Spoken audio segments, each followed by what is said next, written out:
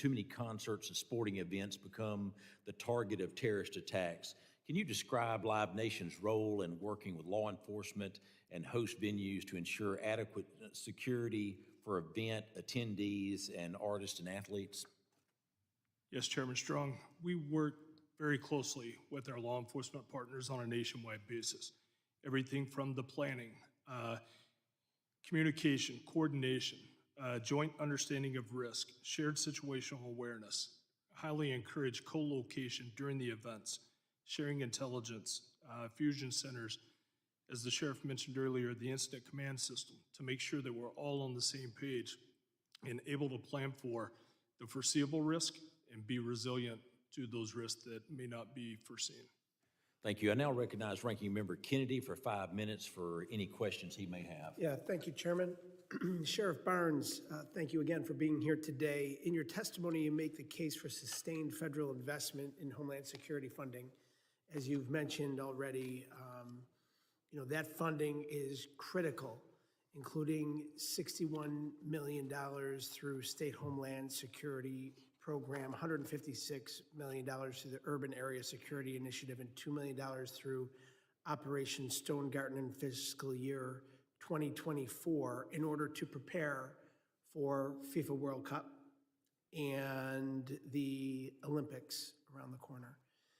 Can you just discuss how the threat prevention and response capabilities enabled by these FEMA programs have helped your community proactively prepare for these mass events? And separately, how that funding in such a robust manner helps these programs in California and New York prepare for these upcoming mass gatherings? Yes, thank you, Congressman. First, the funds that are being provided through those three initiatives specifically are essential in maintaining our posture of the 80 fusion centers nationally. Our HIDA programs are different funding, but that's been stagnant, has a significant risk. Operation Stone Garden, I already mentioned what would happen, but I'm going to turn the corner. Without those funds, this is what will happen. We have to step back from our posture in our fusion centers, which I think has been the most beneficial national security initiative that we maintained over the last 24 years, or 22 years since 2003 when they were stood up. Operation Stone Garden stops. We don't protect our borders and other initiatives that we have with those funds. So without those funds, for example, I fund majority of my fusion center out of local taxpayer dollars. It subsidizes some of that program, but the Northern California Regional Intelligence Center is 100% funded through FEMA grant opportunities, Shish Gap and Uwasi. That means that program stops. And they have a major initiative happening throughout the FIFA World Cup. That means no intelligence, no vetting, no collaboration that would happen in that area and other areas like it. So we've taken a huge step back of keeping our nation safe. And I'll tell you, these have worked well because nothing bad has happened. We've intervened, interdicted, acted left of bang in numerous circumstances that has kept our country safe. This is not the time to step away from those programs. Thank you very much. Sheriff, again, a critical part of preparing for these mass events is ensuring that first responders have what they need to in the event of an emergency. DHS programs train first responders so they can respond more efficiently and effectively. Troublingly, the Trump administration has closed the National Fire Academy in Maryland, one of the nation's premier training facilities for first responders. And his proposed budget would eliminate the National Domestic Preparedness Consortium, a group of 7 nationally recognized organizations that provide training for FEMA and first responders. So, Sheriff, this program is hosting several trainings in the greater Orange County area next month, dedicated to sport and special event evacuation and protective actions. As you prepare for the 2028 Olympics, how might these expert trainings help the first responder and law enforcement community in Orange County? Thank you again. I will tell you that I will not speak how they would retrospectively, they have been beneficial in our response platforms and protocols. The American public never sees what we do behind the scenes, and if we do it well, they never do see what we do behind the scenes because we invested in these infrastructures and planning and logistics and resources and training, and all that happens in the shadows. But you can't step up or stand up a team to be responsive on the fly. It has to happen in real time, multi-agency collaboration, which we do routinely with our partners in firefighting and other venues and platforms. So it is an investment to be ready to respond. Hopefully that we don't need to, but this is also a huge investment on resources and personnel that have to be on the ready, standing in reserve in response to these venues, and it's been that way for decades. Thank you, Sheriff. And as you likely know, we have a Department of Homeland Security secretary who stated that this administration's intent is to eliminate FEMA. Are you concerned about the impact that that might have on Orange County that you represent and the state of California, as well as, you know, our responsiveness across the nation?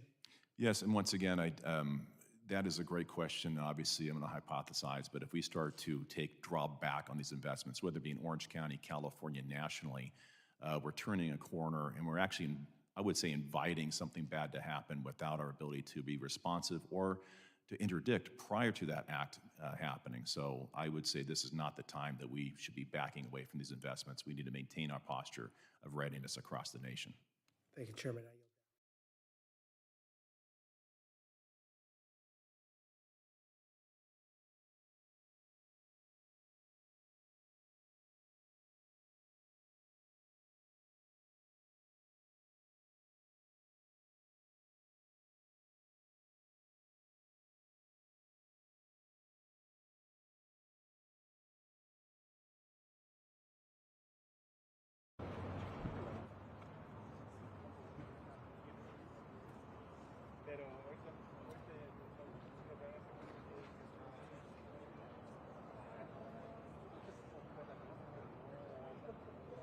Ahorita no,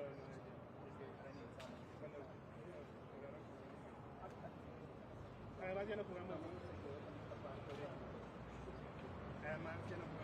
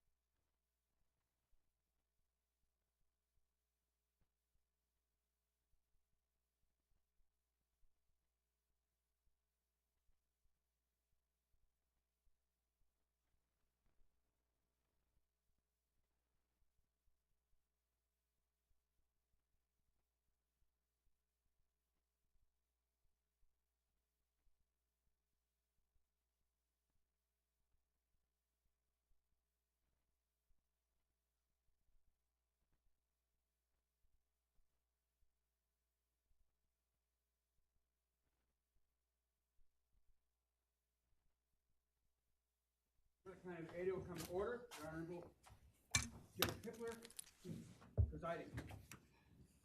Be seated. Thank you.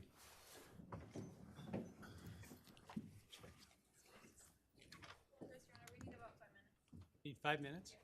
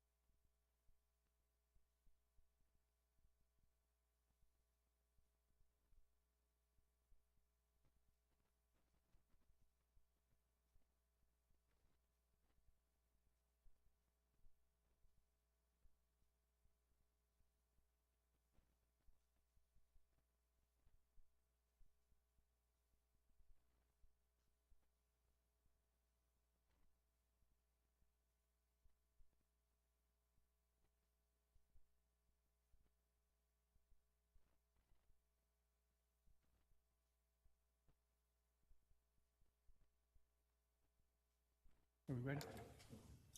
All right, thank you. All right, this is CR 0124316665, State of Idaho versus Bryan Kohberger. Defendant is present in custody with counsel, Ms. Taylor, Ms. Massoth, Ms. Barlow. The state is represented by Mr. Thompson, Ms. Jennings, Mr. Hurwitz, Mr. Nye, and Ms. Allen. This is the time set for sentencing in this case. The defendant previously entered a plea of guilty to 4 counts of first-degree murder and 1 count of felony burglary. In exchange, the parties stipulated to recommend a sentence consisting of, on burglary, 10 years fixed, on each of the 4 counts of first-degree murder, life fixed. The parties waived pre-sentence investigation. To my understanding, neither party submitted a sentencing memorandum or other materials for the court. Court is familiar with the file and the evidence submitted previously by the parties as it has reviewed them throughout the case and in anticipation of trial. Is there any legal cause why sentence should not be imposed at this time? No, Your Honor.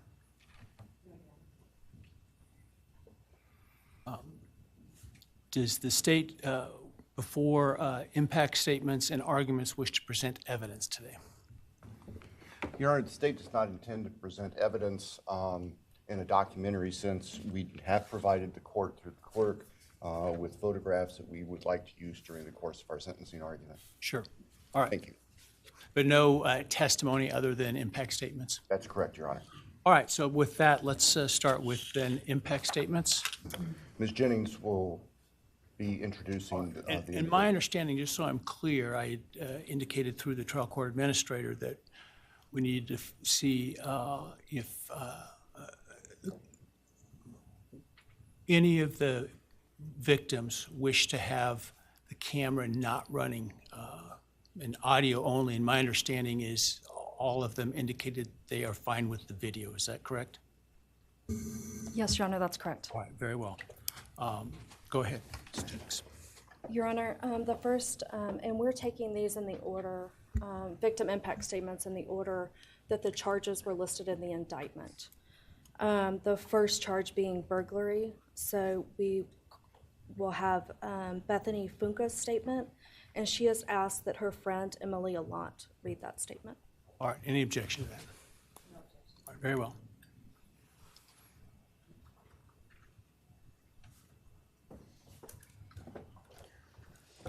Thank you, Your Honor. I'll be speaking on behalf of Bethany, and so, yeah, here it reads. My name is Bethany Funk, and I was roommates with Maddie, Kaylee, Xana, and Ethan. I not only lost some of my best friends, but I also lost a sister. Never in a million years would I have thought that something like this would have happened to my closest friends. I thought that we were going to wake up and go upstairs, see them and tell them how they had scared us and that they were going to tease us about how we are constantly scaredy cats. I make jokes about it as we would go to Taco Bell like always. But sadly, that is not what happened and what turned out to be my worst nightmare.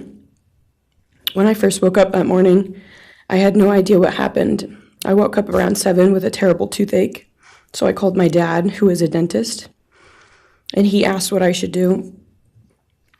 He told me to take Advil, so I did, and I went back to sleep. I was still out of it and still didn't know what happened. If I had known, I of course would have called 911 right away. I still carry so much regret and guilt for not knowing what had happened and not calling right away, even though I understand it wouldn't have changed anything, not even if the paramedics had been right outside the door.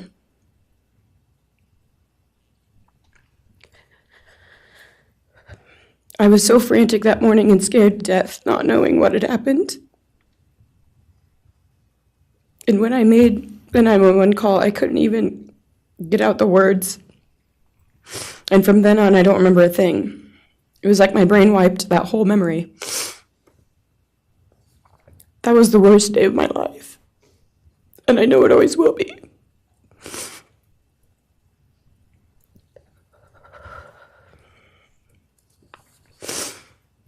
While I was still in shock, trying to process the fact that my friends were truly gone, I had been attacked by the public.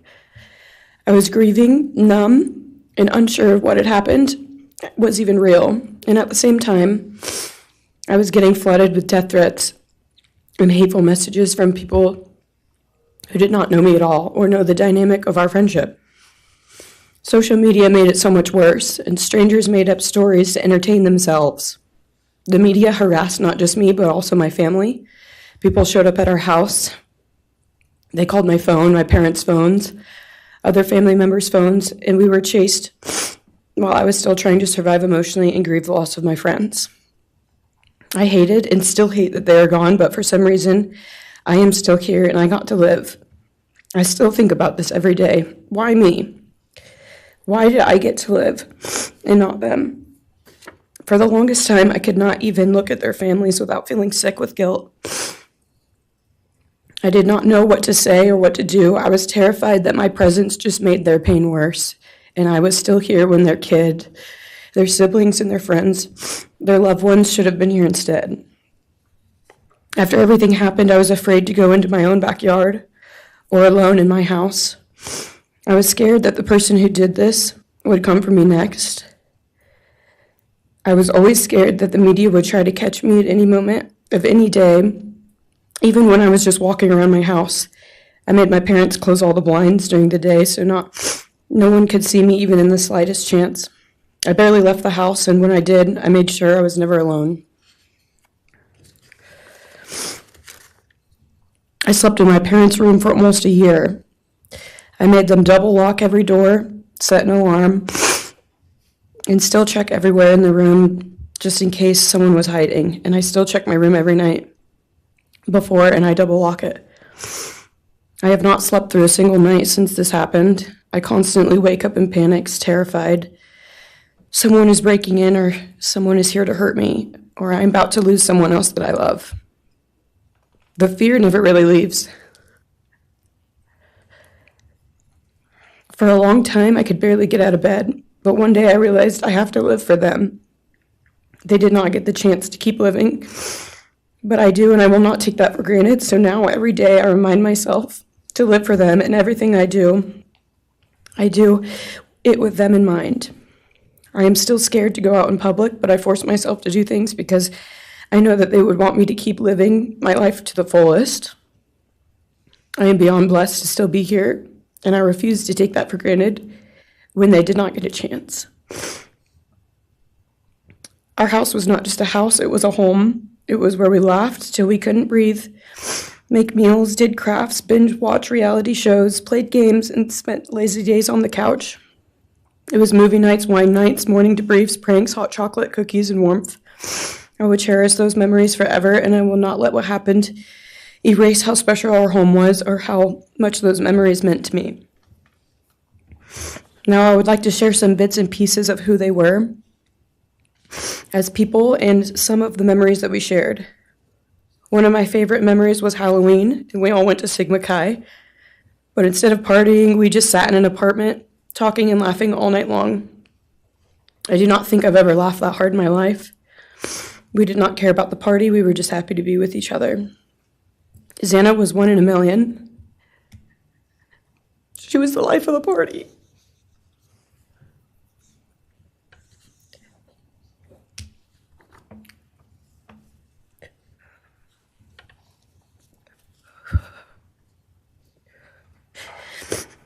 But she was also the kindest and funniest person I knew. Everyone loved her because she made everyone feel so loved. She was just someone you always wanted to be around, no matter the circumstance. One of my favorite days with Xana was when she laid on the couch, when we laid on the couch together all day watching movies and snacking. Or when she, Maddie, and I would go and get margaritas, chips, and salsa. She would also light up a room with her presence alone. Kaylee had the most beautiful, radiant smile, and she was so kind, but also one of the funniest people I've ever known. She loved playing little pranks, and she always had us laughing so hard that we could not breathe.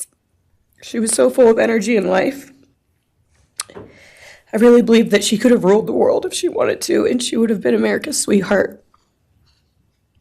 Ethan was the sweetest, most genuine guy. He was always smiling and always making other people smile too. Ethan was the kind of person you wanted around. He was so kind and easy to talk to and just so fun. And the way he cared for Xana was truly something to admire. And really was proof that storybook love and true romances really do exist. It was not only obvious to me, but everyone that was around Ethan and Xana that they were absolute soulmates. Maddie was not only one of my best friends, but she was the older sister I would have always wanted. There was no one I looked up to or admired more than Maddie. She was truly a ray of sunshine, and everyone was drawn to her. She was so kind, loving, funny, fun, and passionate. She had the sweetest soul and wanted nothing but the best for everyone and to love and show love to everyone. She took me under her wing and always made me feel so safe and included, and above all, loved and valued. She never failed to make me laugh or put a smile on my face. Still to this day, I am beyond grateful that she chose me to be her sorority little, and I thank God every day that I not only got to know her, but had her as one of my best friends. Honestly, I cannot pinpoint one favorite memory with Maddie because I have so many, and this would be a very long read if I did. But if some little memories with her that I cherish is when the two of us made a nice dinner and split some wine, or when we would binge watch Jersey Shore or Summer House. When we came up with a whole dance routine on Halloween and danced and sang all night, like no one was watching. All the late night walks home from going out, and just little shopping trips and so much more. I am beyond blessed that I had the chance to know each and every one of them. They changed my life in ways I would have never put into words. I hope that they are remembered for who they are, not what happened to them, because who they are were so beautiful, and they deserve to be remembered in the highest way. My heart breaks every time I go to text one of them or how badly I wish I could see and hang out with them. And then I remember I cannot. I will never be able to again. But I still talk to them in my prayers every single night, and I always will. I wish more than anything I could hug them one last time. And I wish I could tell them how much I love them. And even though I cannot, I still tell them every night.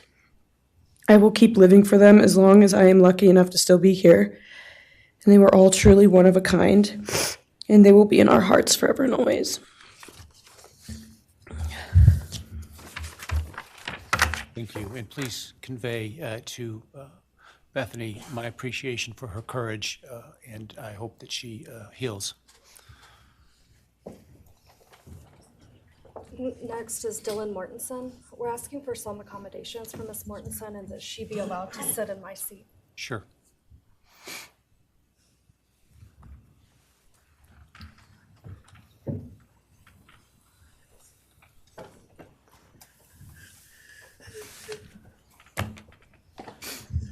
Dylan, just take your time, all right?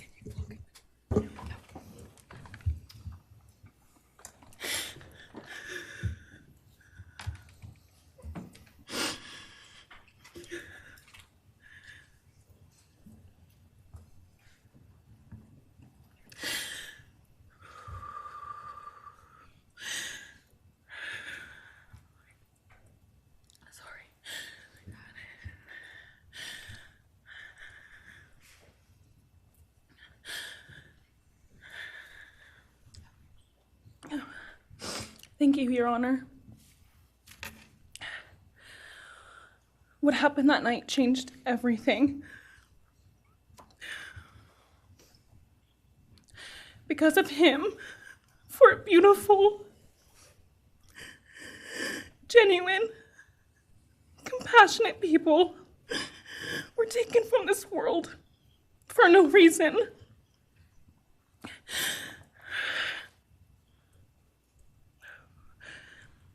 He didn't just take their lives. He took the light they carried into every room. He took away how they made everyone feel safe, loved, and full of joy.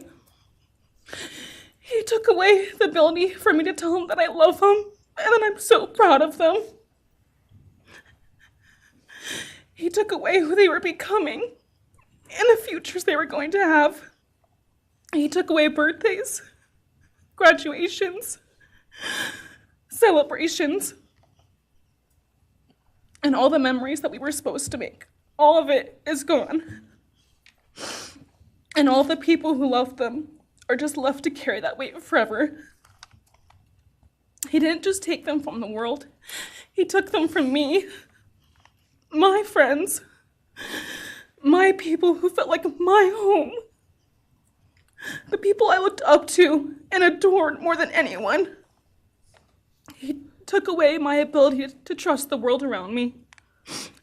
What he did shattered me in places I didn't know could break. I was barely 19 when he did this. We had just celebrated my birthday at the end of September. I should have been figuring out who I was. I should have been having the college experience and starting to establish my future. Instead, I was forced to learn how to survive the unimaginable. I couldn't be alone. I had to sleep in my mom's bed because I was too terrified to close my eyes. Terrified that if I blinked, someone might be there.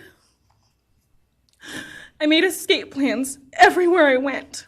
If something happens, how do I get out? What can I use to defend myself? Who can help?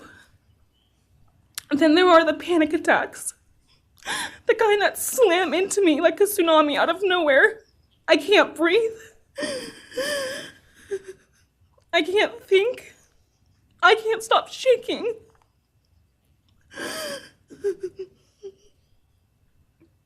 All I can do is scream because the emotional pain and the grief is too much to handle. My chest feels like it's caving in. Sometimes I drop to the floor with my heart racing, convinced something is very wrong. It's far beyond anxiety. It's my body reliving everything over and over again. My nervous system never got the message that it is over, and it won't let me forget what he did to them. People call me strong. They say I'm a survivor, but they don't see what my new reality looks like.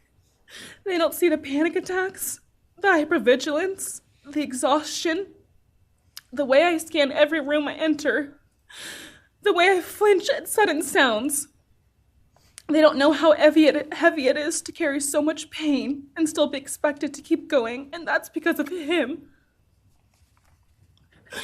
He stole parts of me I may never get back.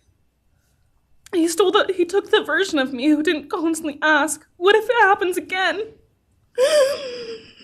What if next time I don't survive?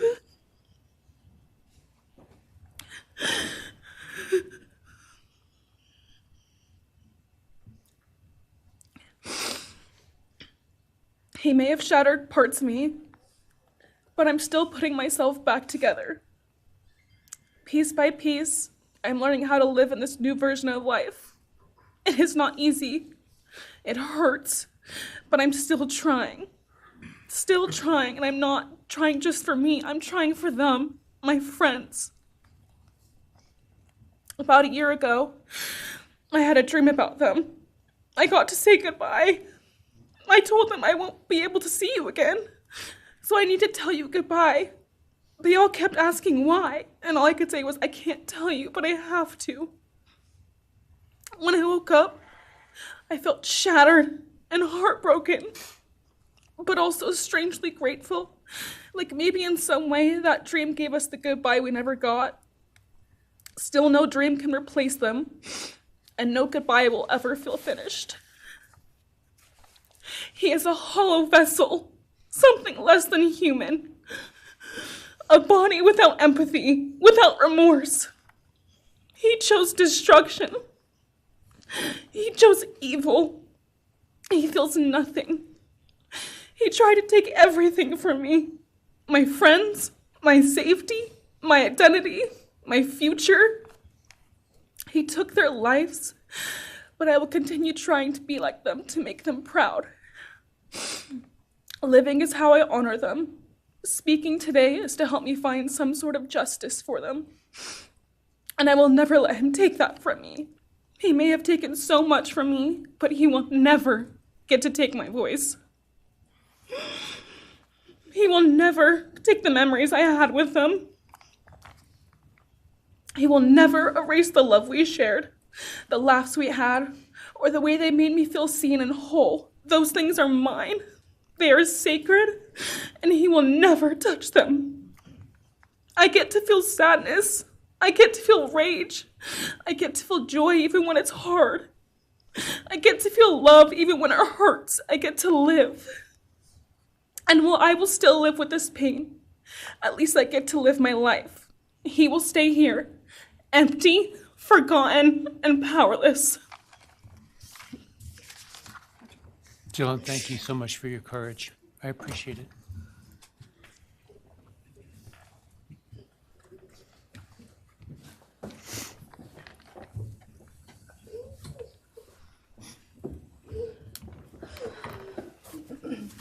Next, we have members from the Madison Mogen family. First would be Scott Laramie, Madison Mogen's stepfather.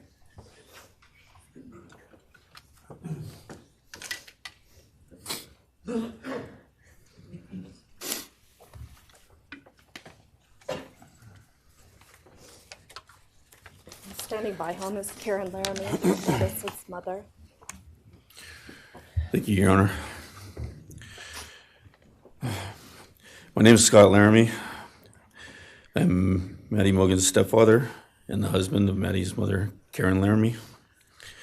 I will read this victim impact statement on behalf of Karen and myself.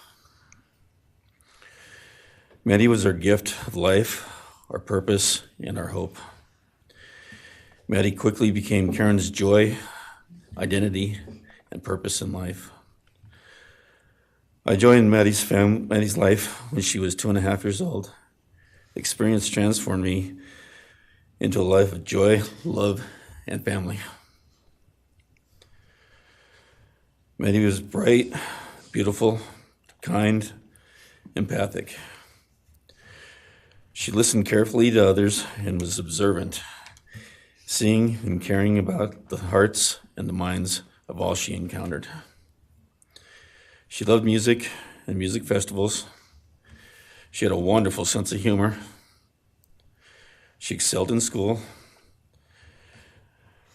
She was an easy child to raise, almost never requiring discipline, and almost always giving us parental joy. One time Karen remembers disciplining Maddie as a little girl. Maddie responded, "You broke my heart," which of course melted ours. She had a keen wit, even at that young age.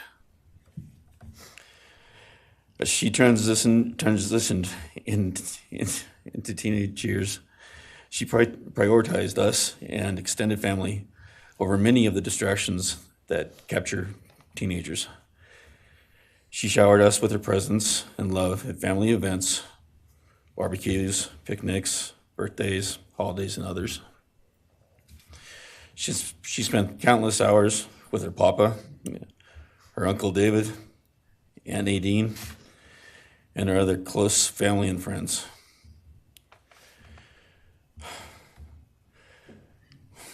This world was a better place with her in it. As she reached adulthood, Maddie applied her studies to be a marketing professional, entering into an internship at Payne West, and started planning her professional future. As with all things, she involved Karen and myself in the joy of her journey. As she transitioned into womanhood, Karen and I continued to be astounded at this wonderful and accomplished person we had created. All parents dream of their children accomplishing more than them. We realized this dream, all we had not become, she was becoming. Karen and I are ordinary people, but we lived extraordinary lives because we had Maddie. Maddie was taken senselessly and brutally in a sudden act of evil. She was taken along with the young, promising, and bright lives of Kaylee, Xana, and Ethan. First, we felt disbelief. Next, we felt disorientation. Then we felt grief overcome us.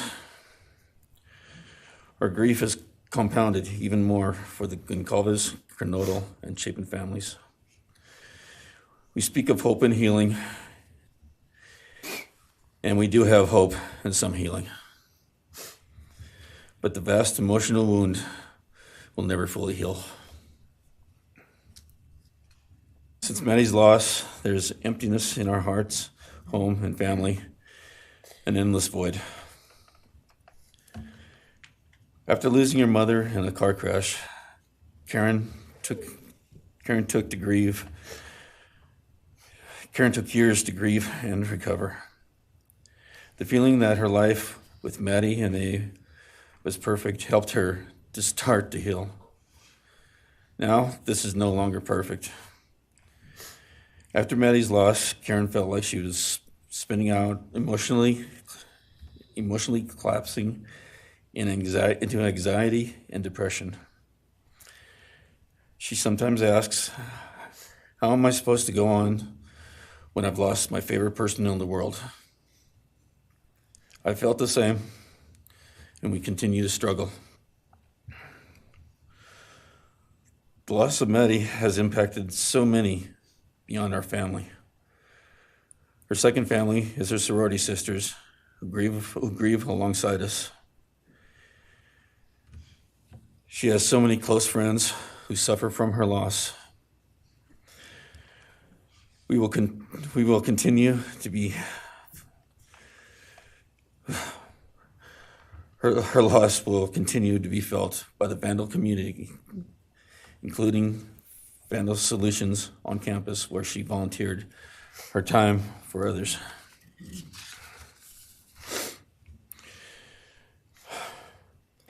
It helps us to know Maddie is in heaven now, freed from the trials of this earth. We, however, continue to live on without the grace and support of her presence.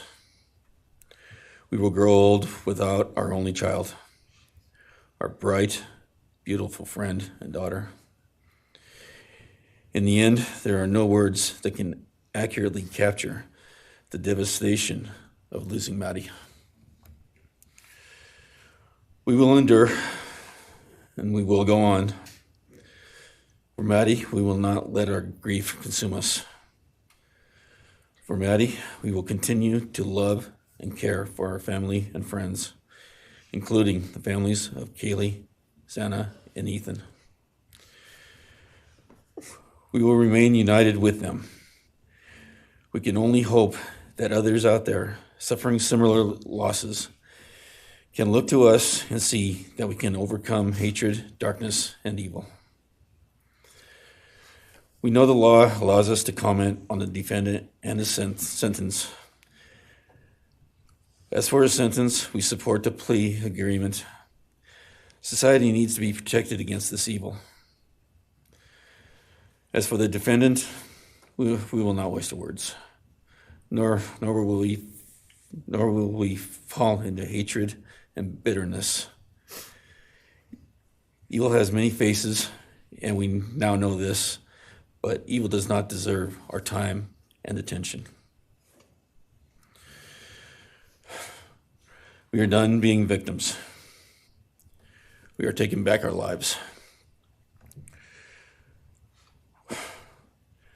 We will turn our time, talents, and attention to hope, healing, and helping others, and to the future.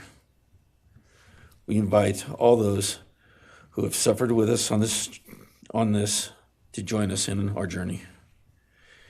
We can make this world a better place. We can move on from tragedy. Adversity will visit us, evil will visit us, but we will overcome. We can and will endure. Karen and I express our gratitude to Your Honor and to the prosecution team for allowing us the opportunity to make this statement. Thank you. Thank you so much for your courage, and I am so sorry for your loss. God bless you. Your Honor.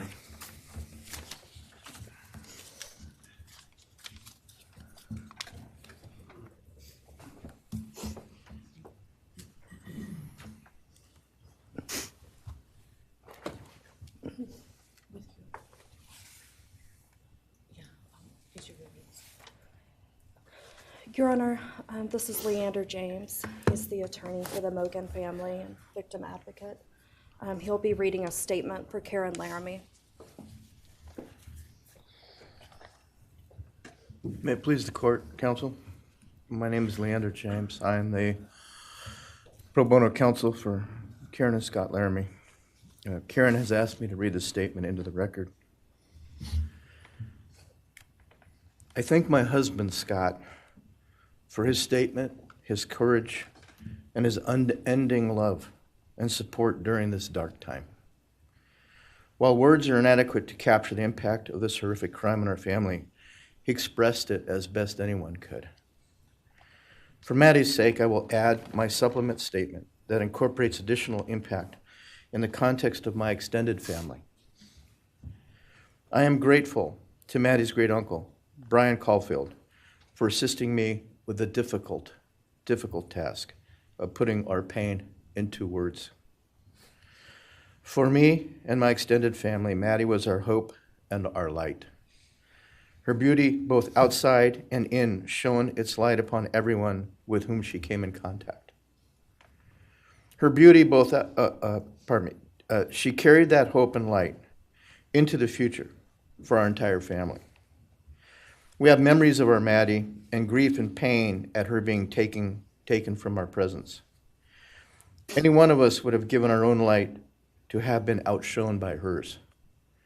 We now look to our Creator to know that her light continues where we look to see her in His presence. Those who commit evil for their own twisted gains and purposes truly defile the efforts and sacrifices of mothers, fathers, families, teachers, clergy, public servants, service members, and all those who commit themselves to the greater good, freedoms, and the future light of our nation. Condemnation falls heavily upon those who squandered the lives of our future hopes and dreams. Some may offer forgiveness for what the defendant has done. However, we cannot at this time, or perhaps ever, nor will we ask for mercy for what he has done.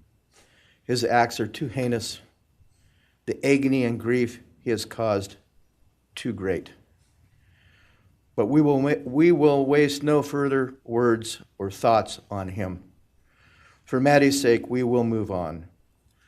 We will do our best to carry Maddie's light into this world and make it a better place.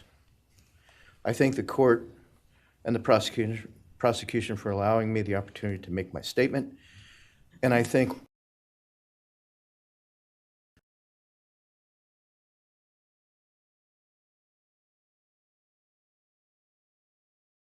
Thank you, Mrs. Laramie. Appreciate it.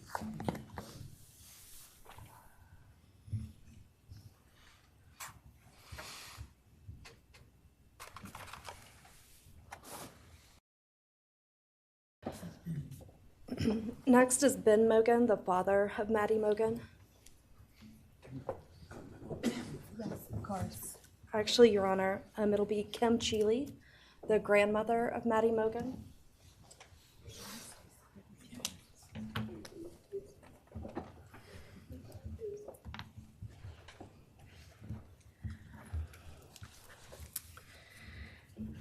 My name is Kim Cheeley. I was Maddie Mogen's paternal grandmother, as Ben Mogen, her father, is my son. I'm here today with my sister Lori Cheeley, Maddie's great aunt, and my son Ben Mogen, and my daughter-in-law Corey Hatrock. I'd like to begin by thanking a number of people involved in bringing this case to closure.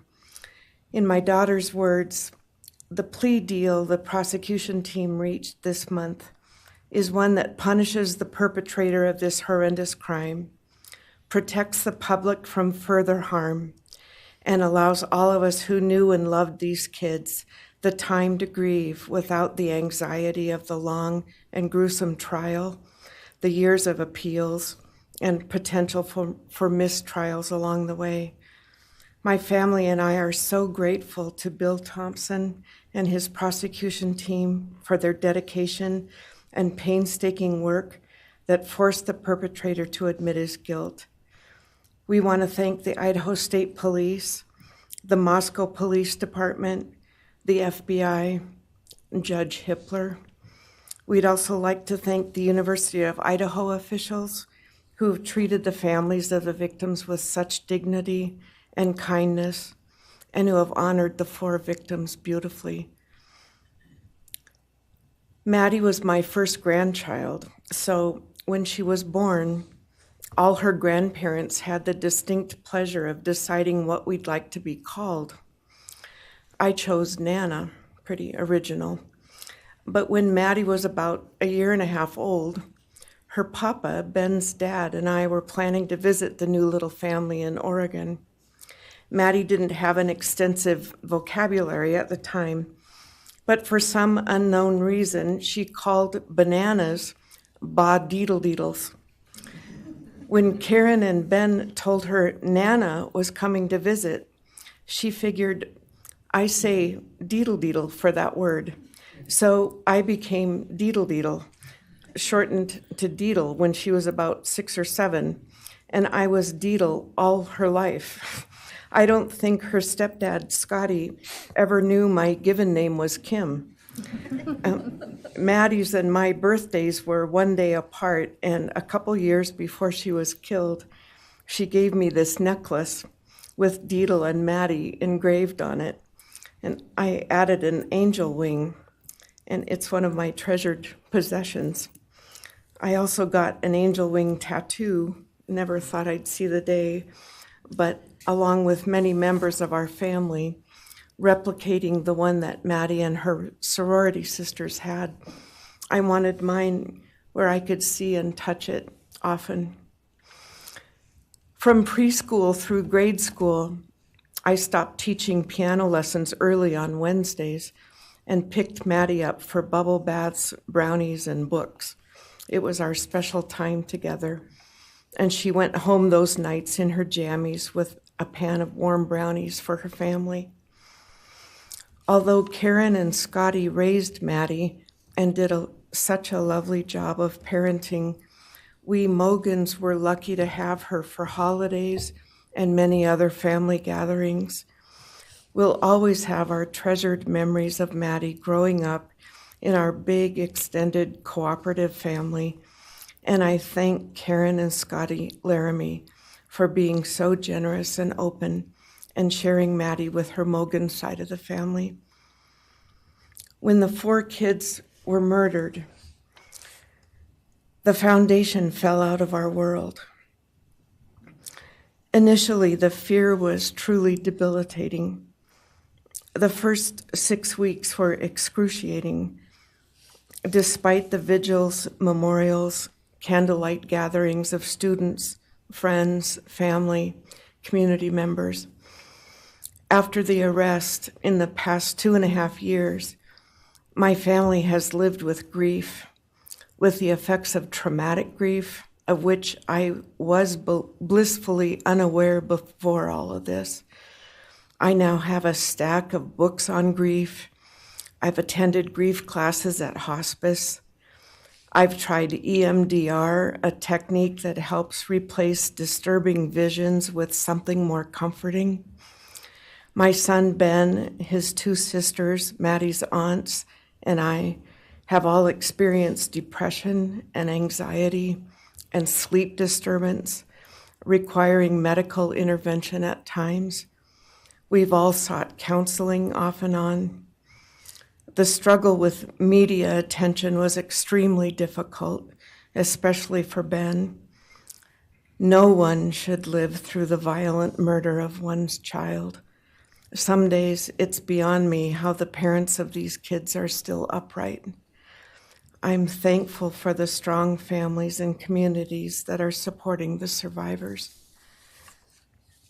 At the time, I could think of only 2 blessings surrounding the horrific murders. One was that Ben was living with my partner Tom and me at the time, and that we could support each other emotionally through it all. Sadly, Tom died a year ago of a rare brain cancer, and he won't be here to see justice served.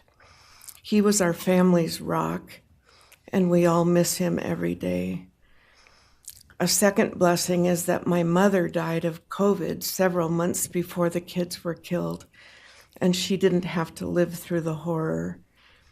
It was difficult to identify blessings. So we've all lost our dear child and a future with her. I ache for the loss of the dreams that she and her true love, Jake, held. And my heart goes out to Karen and Scotty and your side of Maddie's family. You've had more than your share of loss.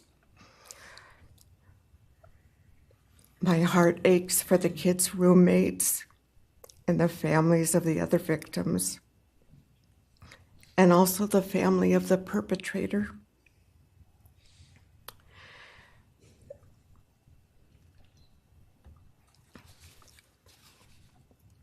Going forward, we Mogans are choosing to put our energy and focus into honoring Maddie's too short life and sweet spirit by celebrating Maddie May Day, which my 2 daughters established. On May 25th each year, Maddie's birthday, we encourage folks to do random acts of kindness in Maddie's name.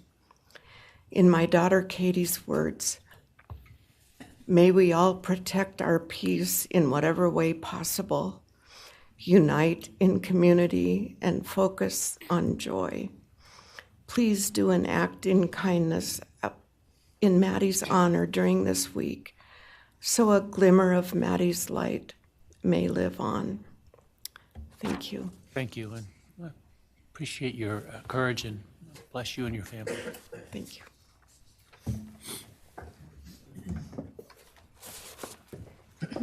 Now is Ben Mogen, Maddie Mogen's father.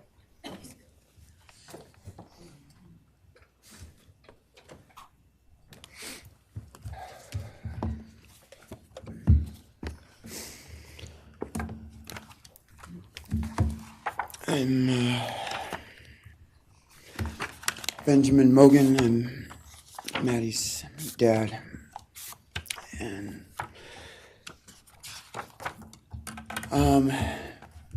first I just want to say thanks to all the people that helped bring this all to a close. I know it's not the resolution that everyone, wanted, but I think that that everyone worked so hard, and we really appreciate all their efforts. It was such a hard thing to go through for everybody.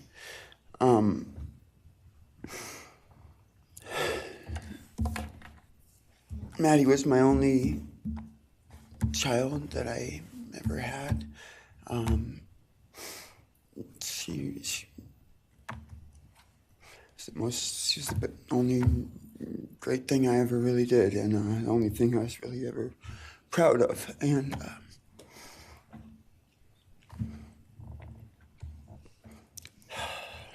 I thought we would have the rest of our lives together to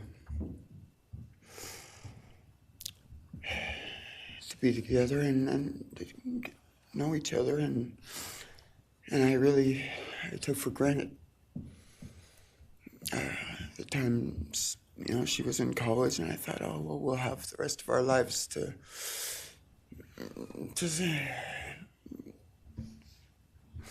do all the stuff that we're supposed to do, and she was just about done.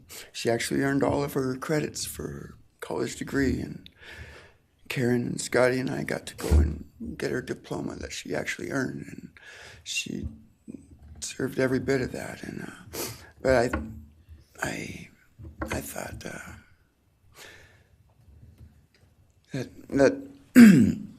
that was going to be just the beginning of a long life together, and we never got that. Karen and Scotty did such a great job raising her after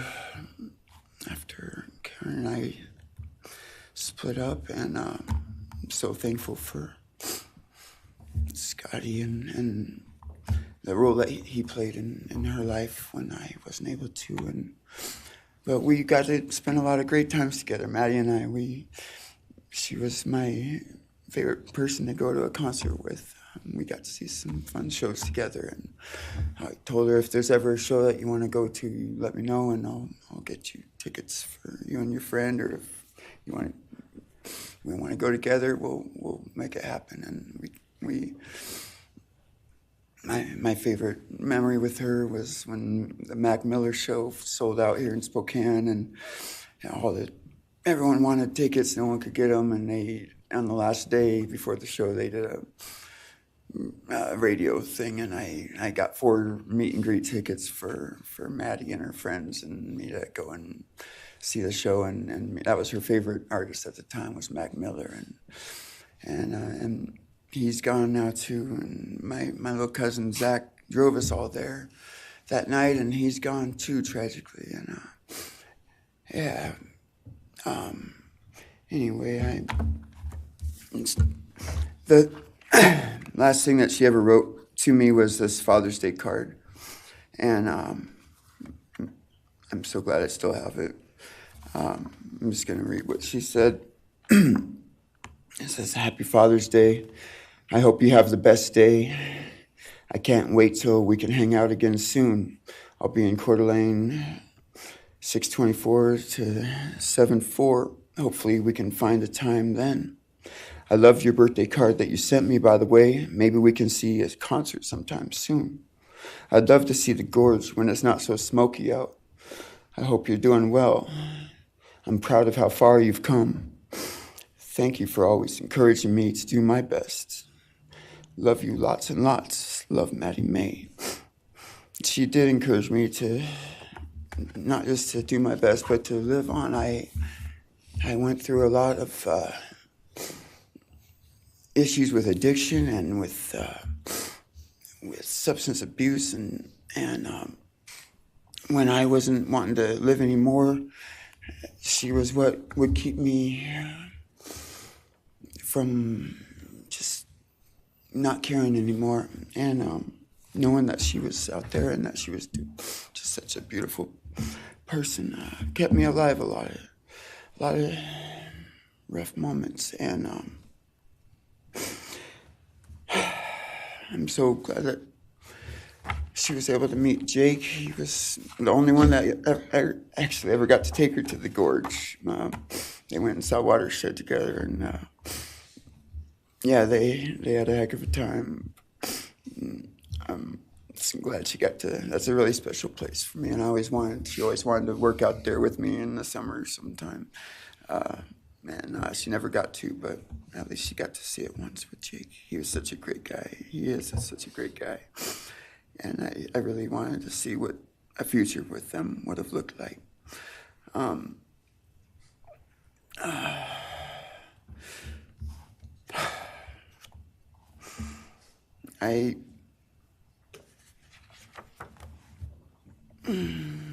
never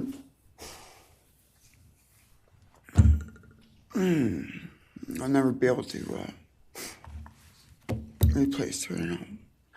I wrote a bunch of stuff. I just don't know what to say right now.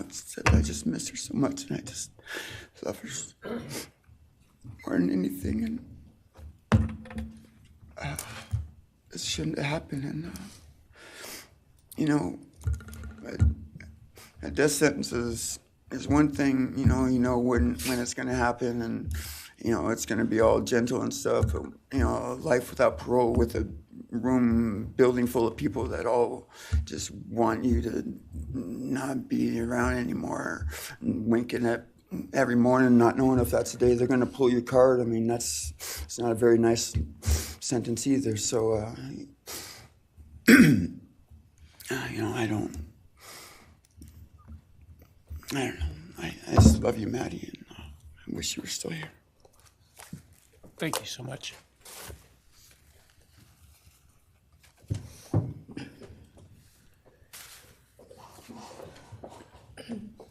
Your Honor, next would be members from the Kaylee Goncalves family. First will be her father, Steve Gonzalez.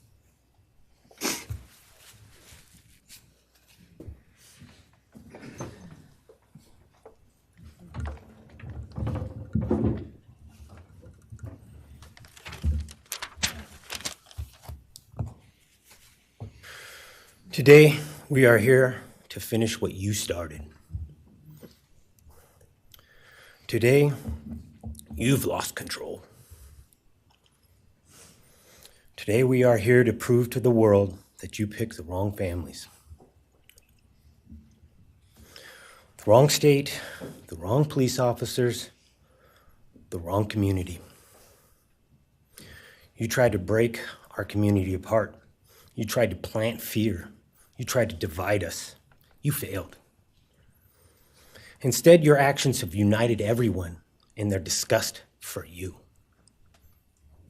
I just learned from these lead investigators, to their shock, they worked in an investigation and actually worked with Pennsylvania police officers and the federal FBI. You united everyone. Everyone was united after you. None of us are divided.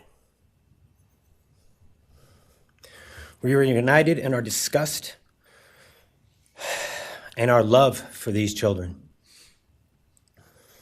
Today you have no name. Because when this all started, we all came together and we said, let's stop even talking about his name and just use initials. So even the media just calls you BK. That's all you are. Looking back when the police officers knocked on my door, told me what happened to my child, told me what happened to Maddie Mae, I don't think he was even out of the driveway before my kids turned around, looked at me and said, "What do we do, Dad?" I told them, "You get to work. You get your ass to work." And we started calling, we started texting, we started emailing. And you know what? Within hours, we had your white car on the camera. We knew from the very beginning we had you. Police officers tell us within minutes they had your DNA, like a calling card. You were that careless, that foolish, that stupid. Master degree, you're a joke, complete joke. But we took this disaster and we did what we could. We put everything online. We took our kids, we took our images, we took everything that they did, their videos, their photos, the girls' pranks, Ethan singing. We put it out there, we shared it with the world. And the world united. And all they ended up, when they talked about this case, is they talked about Kaylee Jade, Maddie Mae, Xana, and Ethan. Everything what these people meant to us, a father, a mother, a brother, a sister, we shared that with our community. Then we shared it with our state. We shared it with the country, and eventually we shared it with the world. The world's watching because of the kids, not because of you. Nobody cares about you. You're not worth the time, the effort to be remembered. In time, you will be nothing but two initials forgotten to the wind. No visitors, nothing more than initials on an otherwise unmarked tombstone. From this moment, we've all started. From this moment, we will forget you. We want to all leave in closing. One last thing. You picked the wrong family, and we're laughing at you on your trip to Penn. That will be today or tomorrow. I'll close with, God bless all the men and women that worked on this case and all the hard work that you guys did. You guys allowed us to grieve and allowed us to get through this. The amount of work that you guys put together and the way that you guys put it together was beautiful. There was hard times to be expected, but thank you all, and God bless. Thank you.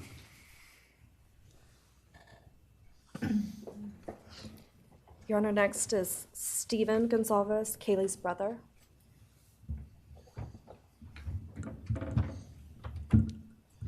Stephen's actually gonna pass. I'm gonna go. Okay. Olivia Gonzalez, Kaylee's sister. Hello, I'd like to start by thanking the court for allowing me the time and opportunity to speak today. My name is Olivia, and I am the big sister of Kaylee Goncalves, and I was blessed to love Madison Mogen as a sister too. I'm not here today to speak in grief, I'm here to speak in truth. Because the truth is, my sister Kaylee and her best friend Maddie were not yours to take. They were not yours to study, to stalk, or to silence. They were two pieces of a whole, the perfect yin and yang. They are everything that you could never be. Loved, accepted, vibrant, accomplished, brave, and powerful. Because the truth about Kaylee and Maddie is they would have been kind to you. If you had approached them in their everyday lives, they would have given you directions, thanked you for the compliment, or awkwardly giggled to make your own words less uncomfortable for you. In a world that rejected you, they would have shown mercy. Because the truth is, I'm angry. Every day I'm angry. I'm left shouting at the inside of my own head everything I wish I could say to you. The truth about me is when I heard the news, I didn't cry. I listened for them. I promised them I would, that I would fight for them, that I would show up no matter what it cost me. I swore I'd never let them feel alone. Because you see, I've always been their heavyweight. I've always been the one to fight the battles they didn't feel ready to fight themselves. All it ever took was a call, and they knew I would handle it for them, no matter the time, no matter the cost. They could wave their white flag because they knew I would never back down, not for them, and not even death could change that. Somewhere along the line, I started to think about what I would say to them if I was given just one last chance. If I could gather enough heartbreak or love or sacrifice or whatever it took to get just one message across. What would I say? Throughout this entire process, I've written my feelings down at every moment, my wishes, my love, my denial, my anger. And as one final act of love, I'd planned to read these thoughts, even jarring and discombobulating and not even making sense. Because for me, that was true love. As bare and as naked as it could be, not laced in pretty words or dressed for the occasion, but written through bleary eyes at 2 a.m. with clenched fists, angry at this reality. My true final act of love was to continue on without them, for them. That dream to read aloud my love to them, to bring meaning through pain, was the latest blow in realizing you don't deserve it. And Kaylee and Maddie don't need it. Kaylee and Maddie have always known my love, and they would never ask me to prove it by further victimizing myself to a defendant who has shown no guilt, no remorse, no apprehension. They would say to me, "Why would you give the satisfaction of showing vulnerability now?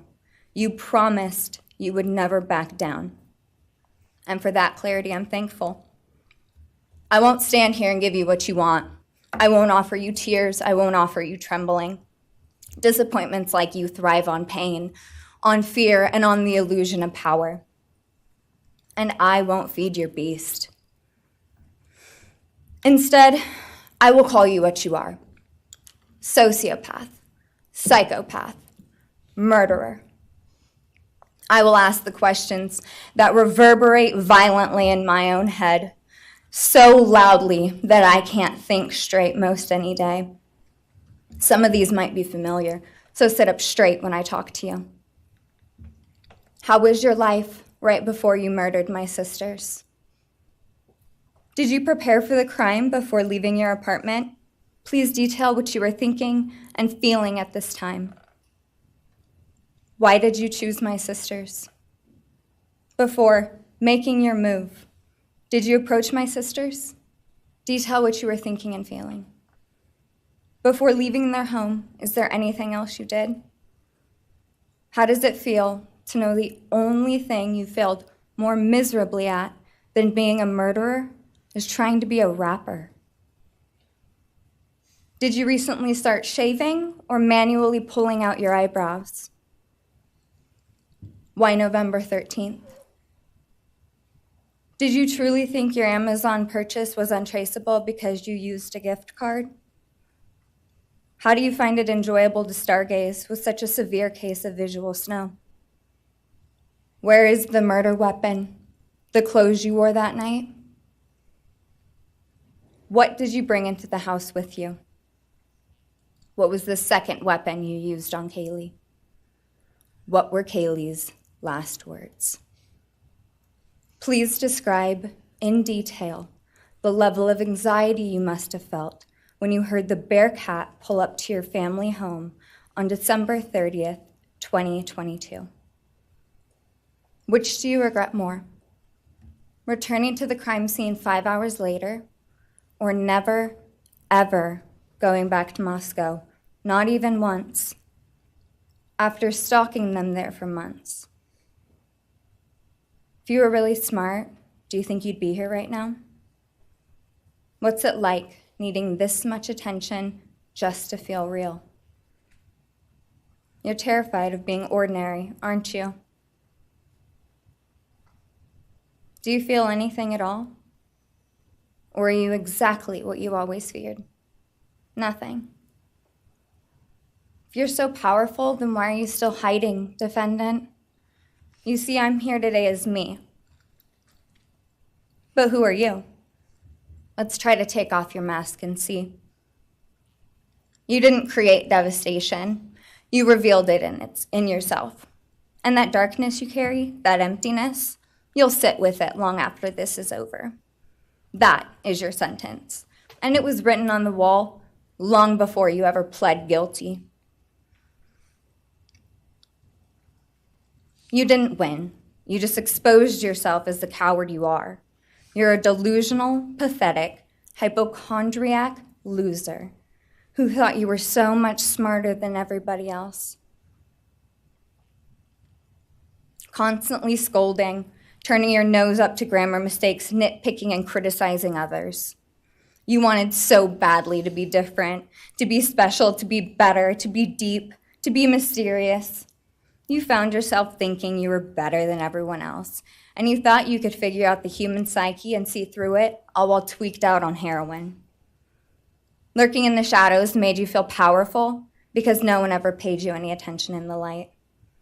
You thought you were exceptional, all because of a grade on a paper. You thought you were elite because your online IQ test from 2010 told you so. All of that effort just to seem important. It's desperate. There is a name for your condition, though. Your inflated ego just didn't allow you to see it. Wannabe. You act like no one could ever understand your mind, but the truth is you're basic. You're a textbook case of insecurity disguised as control. Your patterns are predictable. Your motives are shallow. You are not profound. You're pathetic.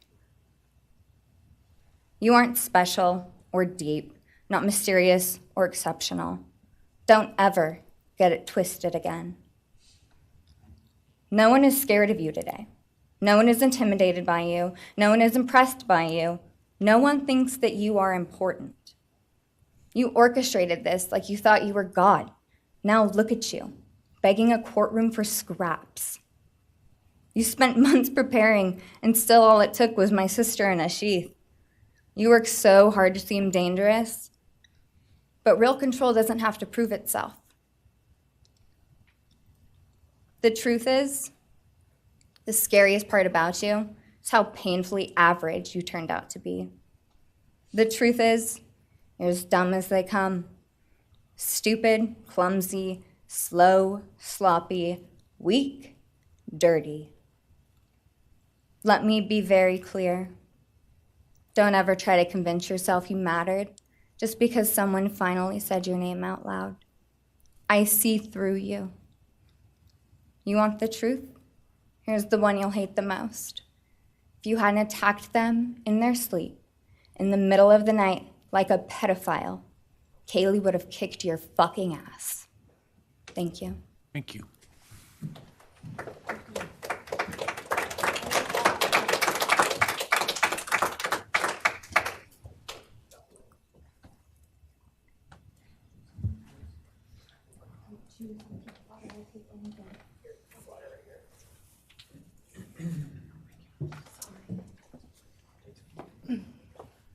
Next is Christy Gonzalez, Kaylee Gonzalez's mother.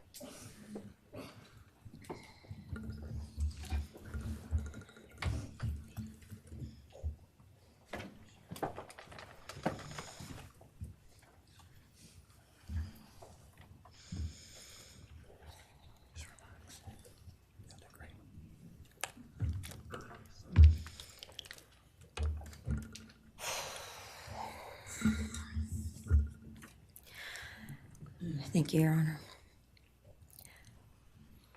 I never imagined having to speak to someone so devoid of humanity. For a long time, I didn't think I'd find the words low enough to meet you where you are.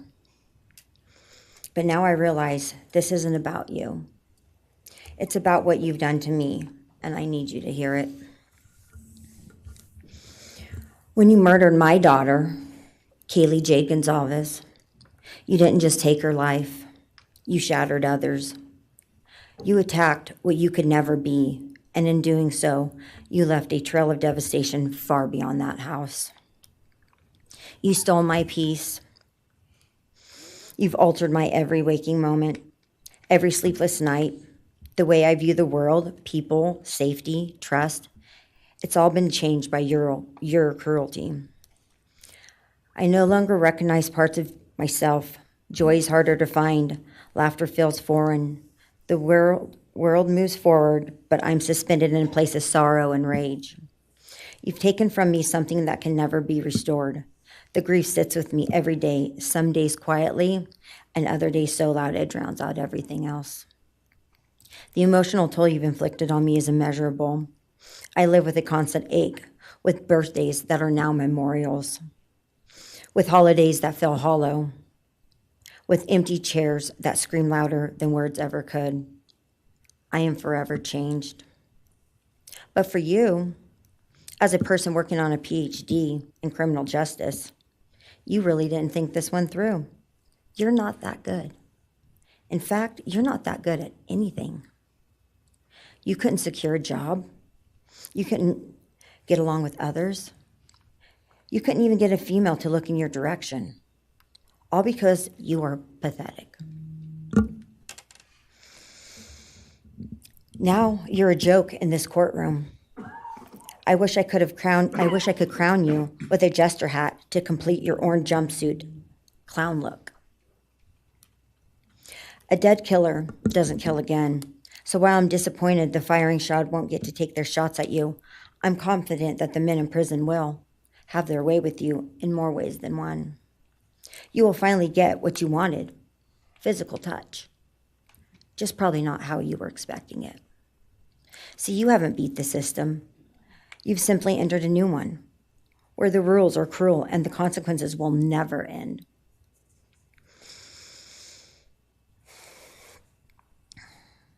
You are entering a place where no one will care who you are and no one will ever respect you.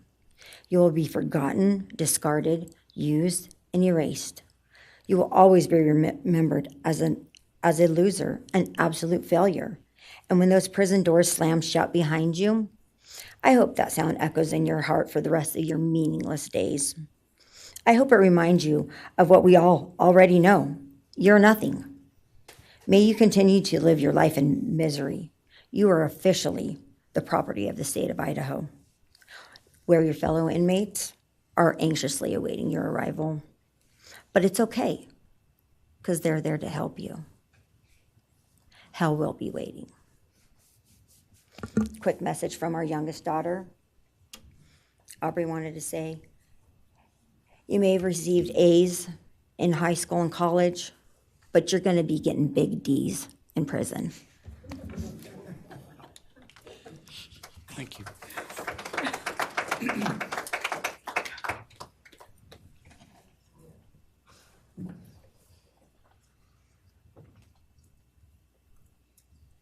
Do we have more from the Gonzalez family, or are you? Yes.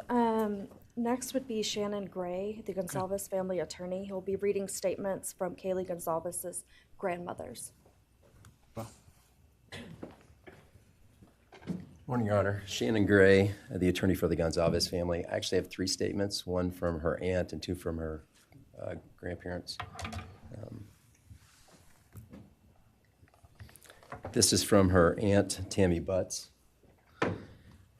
You, in the cloak of darkness, made a decision to turn our whole family's world upside down forever. You, in the cloak of darkness, took our Kaylee J. Gonzalez away from us all without hesitation. Never have you shown any remorse or regret. We just get creepy, non-expressive stares as you have your team of women defend you. Kaylee was a strong, kind, fun-loving, caring person, and she will greatly be missed by all her family and friends for the rest of our lives. She had goals in life that you took from her and us. We lose on watching her enjoying her life, working hard and building the future she wanted. She was ready to start that after college life. You, in the cloak of darkness, took it all away. You left us without her future wedding, her future children that she would have added to our family. No more talking to her on the phone, going for a coffee, celebrating holidays. It's all gone. You, in the cloak of darkness, gave each and every one of Kaylee's family members their own lifetime sentence.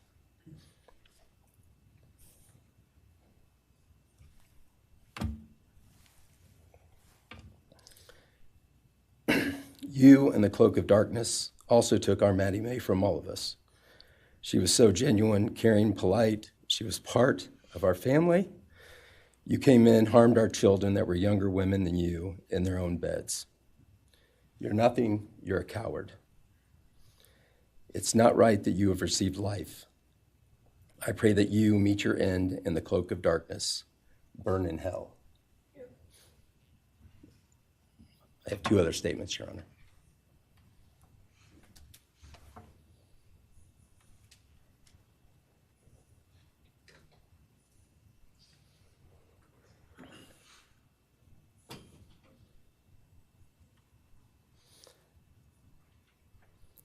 This is Linda Lucan's statement. This is Kaylee's grandmother. I really don't know how to address something so inhumane, but I will try. Nothing in the past 2.5 years has made any sense.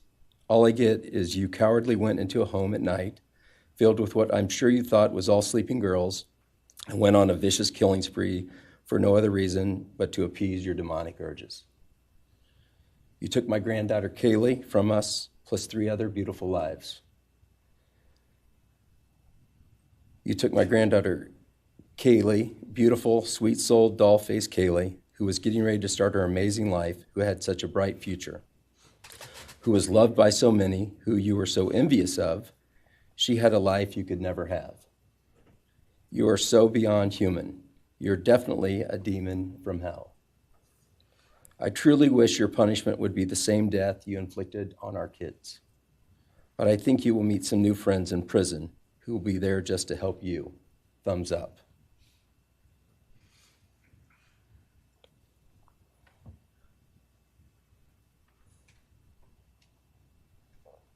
And I have one last statement, Your Honor. This is from Cheryl Gonzalez, Kaylee's other grandmother. John 1:5 says, light shines in the darkness, and the darkness overcomes it not. Somewhere in your life, some jealousy, envy, ego, something went dark. It pushed out all light until you became dark and evil. And when you saw my granddaughter and her friends, their light, because they have such a light, you couldn't stand it. Because the darkness in you could not stand the light in them. And so you decided to destroy it. Cowardly, you walked into their rooms in the dark and took their lives, hoping to get rid of your darkness. But you didn't. You failed. Because you know what was once a light shown only to their friends, families, and loved ones is now all over the world. Everyone sees it. Their smile, their beauty, their plans, everything they were and had.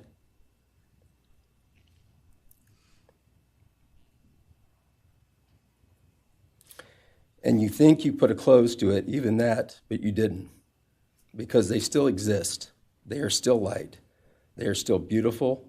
You can never take that away. They will always be in the light of all eternity. And you will be in the darkness because you could not overcome it. You failed. I want you to be gone, more than gone. I want you to be cast out. Cast out from my life, from my family, from this earth. I will not allow your hatred to penetrate into my own soul. You did not get that power. You are evil, and in the end, evil is eradicated. You didn't take Kaylee's light, you spread it into the world. Thank you, Your Honor. Thank you. All right, are you moving to a different family now? All right, why don't we take a 10-minute recess, all right?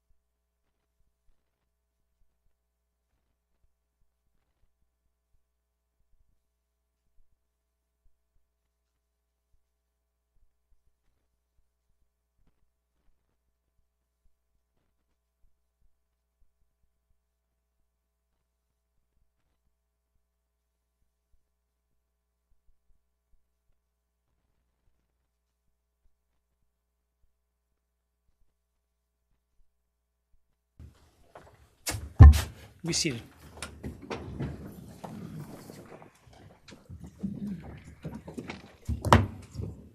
All right, Ms. Jennings.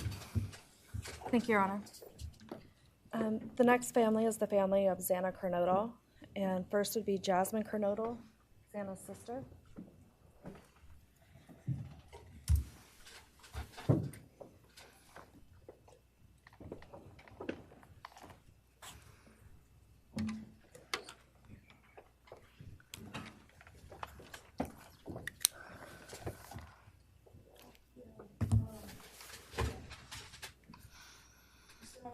Thank you to everyone who's been involved in this and just for all the hard work and dedication you guys have put into this. I also want to thank everyone for the support and just my family and friends who've been around through this time.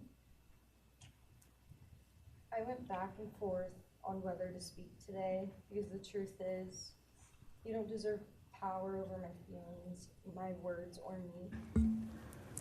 Thank you. In the end, I realized this moment isn't about you. It's about justice for Xana, Ethan, Kaylee, and Maddie. It's about honoring the beautiful people they were and still are in God's eyes. On November 13th, 2022, a piece of my heart was ripped away. There's no way to ever fully describe the weight of losing my sister, my best friend. No sentence or punishment will ever come close to the justice Xana, Ethan, Kaylee, and Maddie deserve. Xana was everyone's best friend. She was kind, she was funny. She was a gift to each person she was able to make an impact on. Xana was someone I turned to when I needed direction or advice. Although I am her older sister, I often found myself looking up to her. She had a radiant energy that everyone loved, and she always knew the right way to approach a problem. She knew how precious and special life was, and she truly did live every day to the fullest. Yet her story was cut short by an act of evil. I believe in a God whose justice is not bound by this courtroom. I find peace knowing that judgment ultimately belongs to Him. For your sake, I hope one day you feel the full weight of what you did. I hope you take accountability. I hope you truly experience the guilt and you surrender yourself to Jesus Christ. Because no punishment on this earth can ever compare to the isolation and pain of eternal separation from God. Xana deserved more. They all did. But I come here to say this. I am strong. I am brave. I'm a fighter, just like Xana. And you don't get to control how I move forward or what I believe. I walk with the comfort of knowing I will see my sister again. Xana didn't get the future she deserved. She won't be the maid of honor at my wedding, the cool aunt to my future children. I'll never hear her laugh or see her light up a room ever again. But I will carry her with me for the rest of my life. I will live in her honor, fight to be the best kind of woman and someone she's proud of, to make sure the world never forgets who she was. Xana's story doesn't end with what was taken from her. It lives through the love she gave, the people she touched, and the legacy our family will protect. Her light still shines, and her voice will echo louder than this pain. You didn't take that from us, and you never will. Thank you.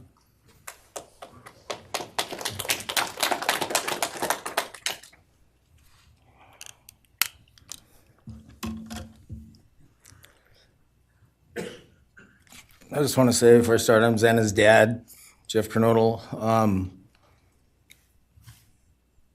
It's been a hard road down, because she's gone. And I want to thank everybody, other their families that speaking so far, spoke about things. I agree with everything they have to say. It all comes back to a lot of the same things that I've had to deal with and we as a family have had to deal with. And that brings me basis of what I'm talking about a little bit is on my way up here, flying up here on the plane, and about halfway through the flight, this little girl is calling out for her dad. Hey, dad, and then in my mind, I was kind of half asleep. It's dark on the plane.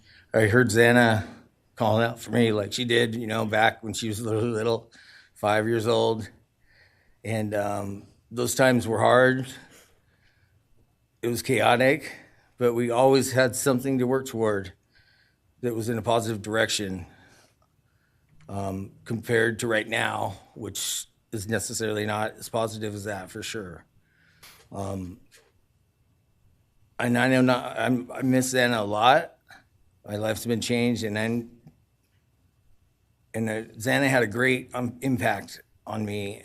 And the impact was when she was gone, I realized how important she was and what she really did for me, influenced me, was way beyond what I ever thought. She'd call me up on the weekends, check on me, see who's with me. She's like accountability to your youngest daughter. And that really made a big difference. It made me really think about things and what it's all about, That's the things that I miss the most, is those calls on the weekends, the calls at 11 at night. What's going on? You want to meet my friend? Whoever she's with, a couple of her friends, I can meet them, talk to them. And she always did that. And it's pretty cool. Pretty cool. I really miss that. And she made a big impact on me, on other people, her family. But the impact that she made is so extensive on what happened here. And it goes so far. People from everywhere in the world, are following things, and Xana has made a difference in their lives. So, countless people told me that. They might not even know her. They never knew anything about her. It's what they see, and they just love her and say how they wish she could have been their friend. Could have been their friend, could have hung out, and it's like, this is a blessing, this is who the kid was, and definitely was a big blessing in my life, and so is Jasmine, and basically, we worked hard to do the things we did, through the times they were growing up, and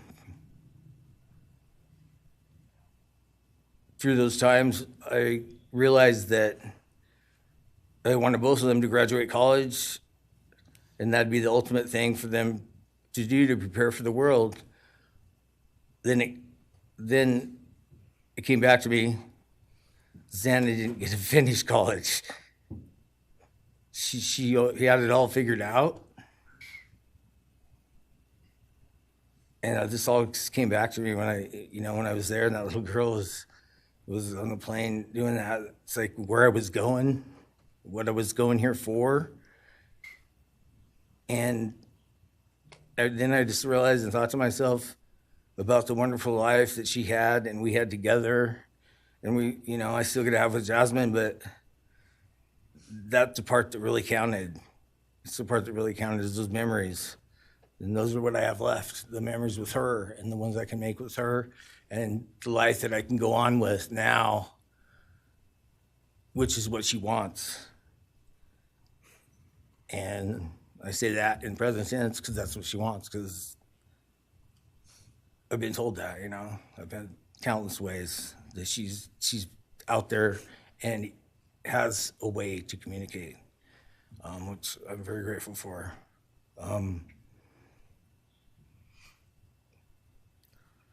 That goes to say that the impact of what happened to them, all 4 kids, goes so much further than just not me, the parents, the families, the community. It goes so far because a lot of kids, in the colleges, just for an example, they lock their doors now. The door wasn't locked in the back. Penn State or wherever it was, all the colleges, I know that I've heard they all lock their doors now. So maybe the impact that it's going to make is going to help out and maybe protect some people.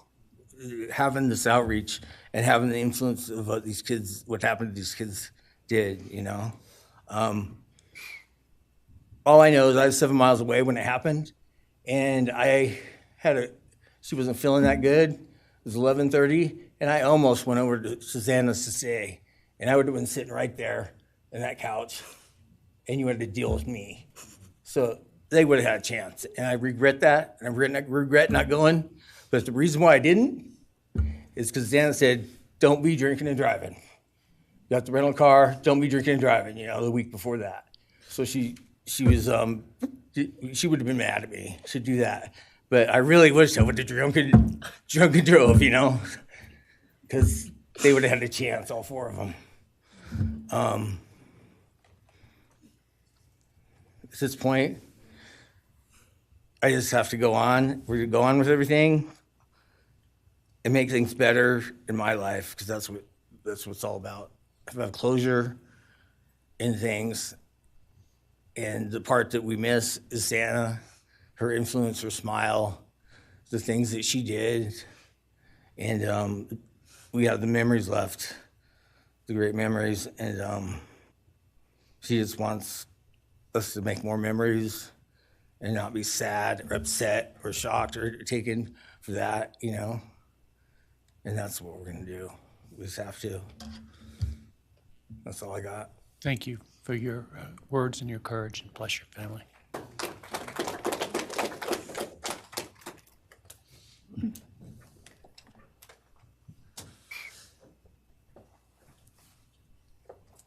Next, Kim Kernodal would like to address the court.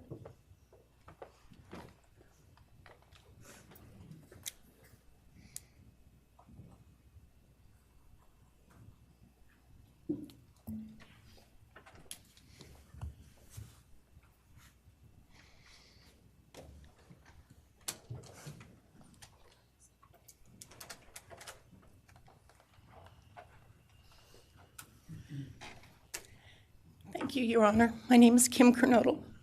I am Xana's aunt. I was very blessed to have her in my life, in our family.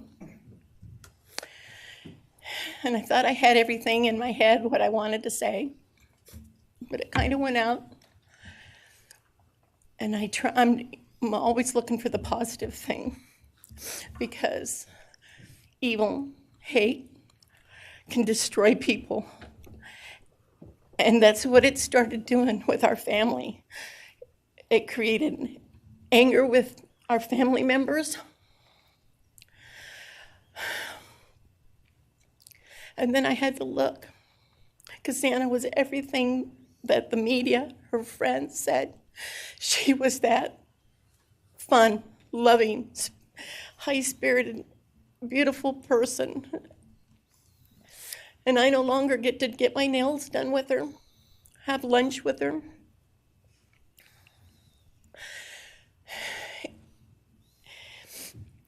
Sorry.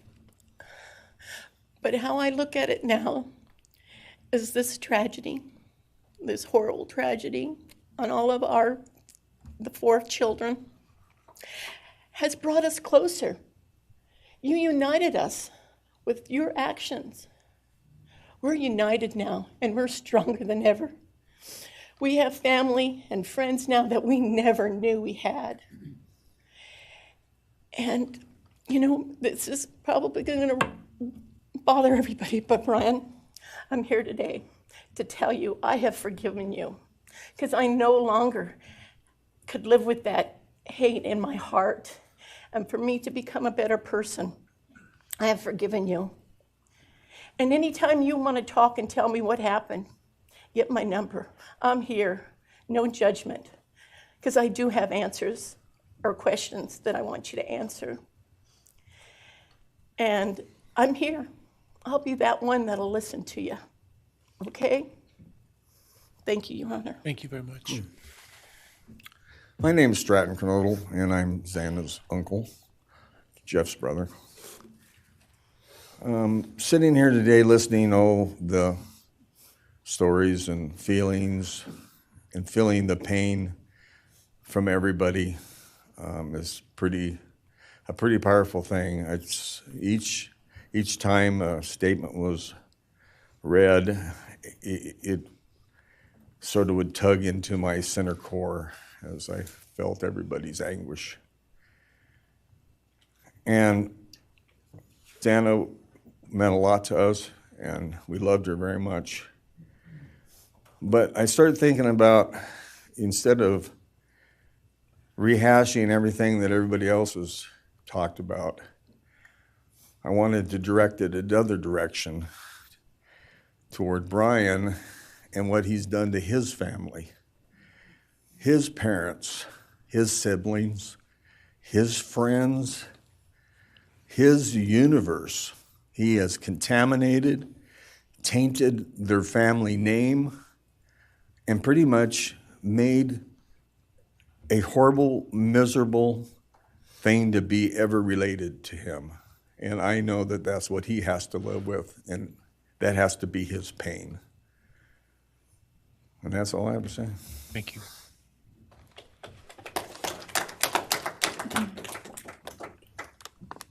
Next, Your Honor, I believe Randy Davis, stepfather to Xana Kernodle, would like to address the court.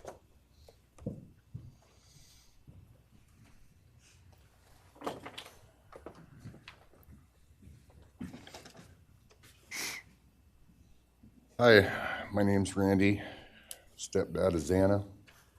I just feel the same way we all do.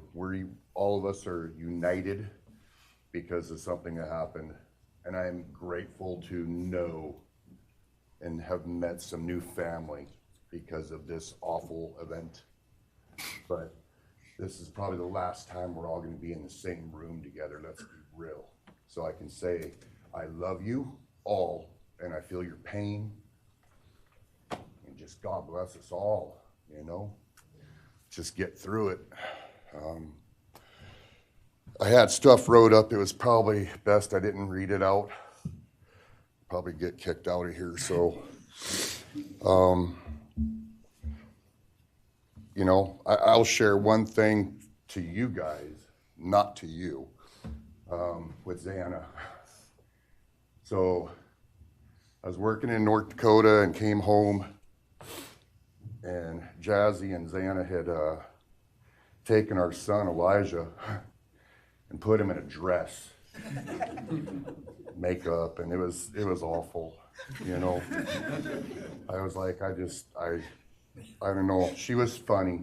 I told her she'd be in the movies and be somebody great one day like that. And now she is just above us as an angel with all the other beautiful kids. So let's hold that to our hearts, because this evil thing is not going to take nothing from us.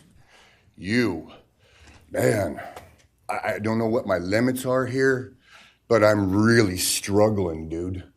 I am struggling. So I want to just be out in the woods with you just so I can teach you about loss and pain.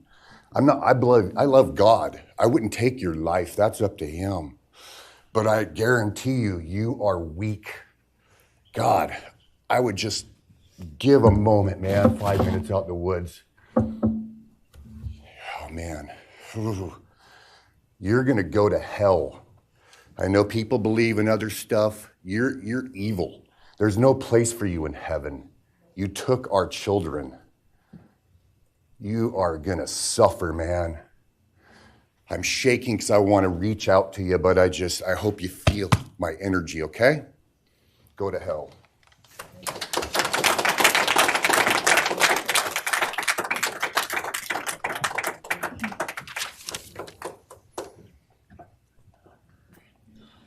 Next is Cara Northington, Xana's mother.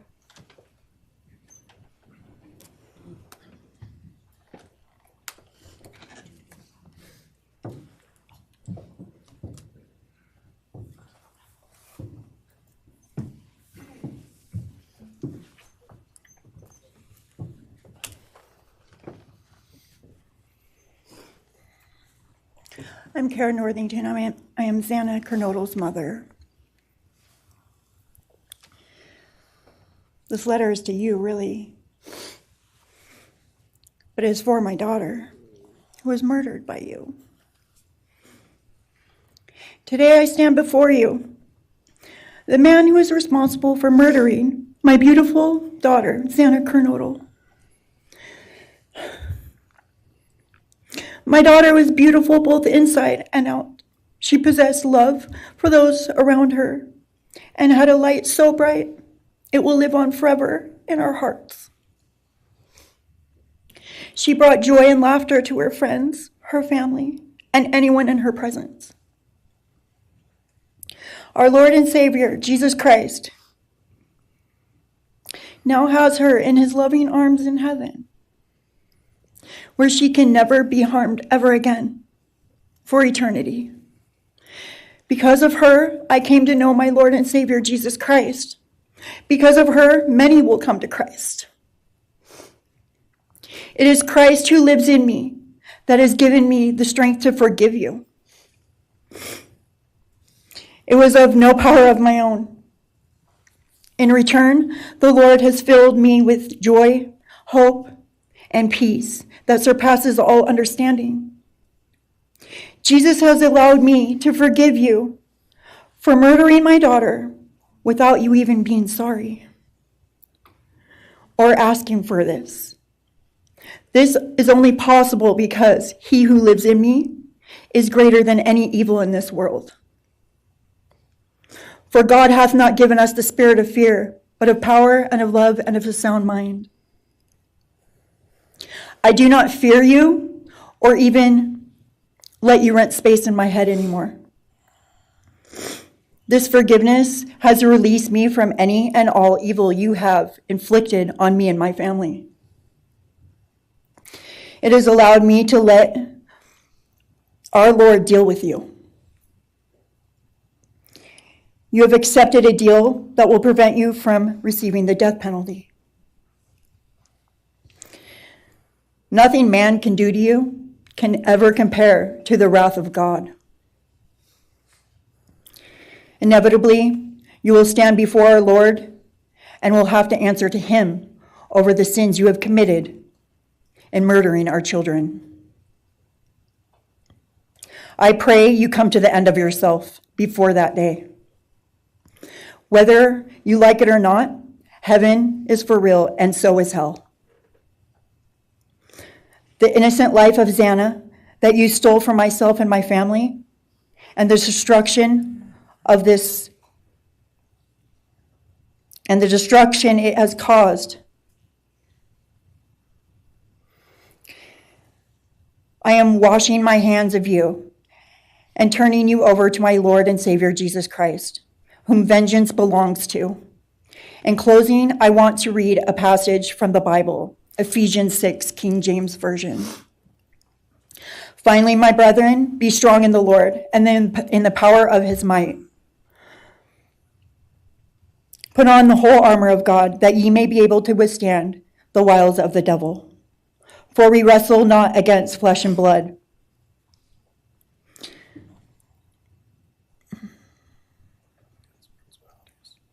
For we wrestle not against flesh and blood, but against principalities, against powers, against the rulers of the darkness of this world, against spiritual wickedness in high places. Wherefore, take unto you the whole armor of God, that ye may be able to withstand in the evil day, that ye may be able to stand in the evil day.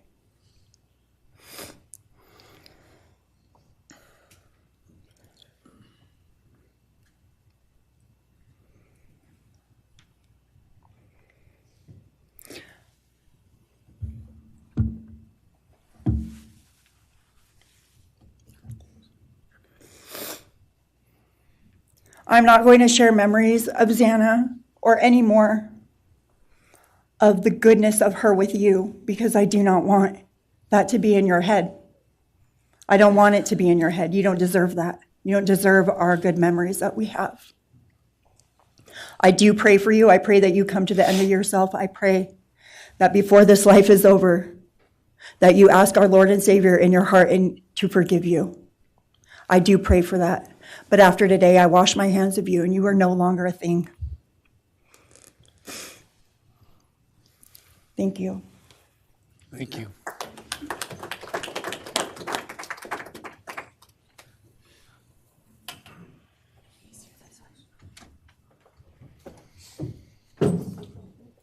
I don't believe the state has any other victim impact statements. Okay.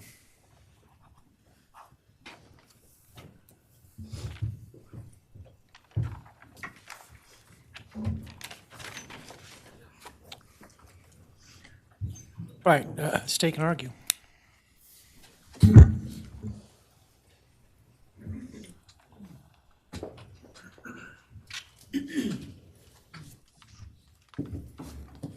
Thank you, Your Honor.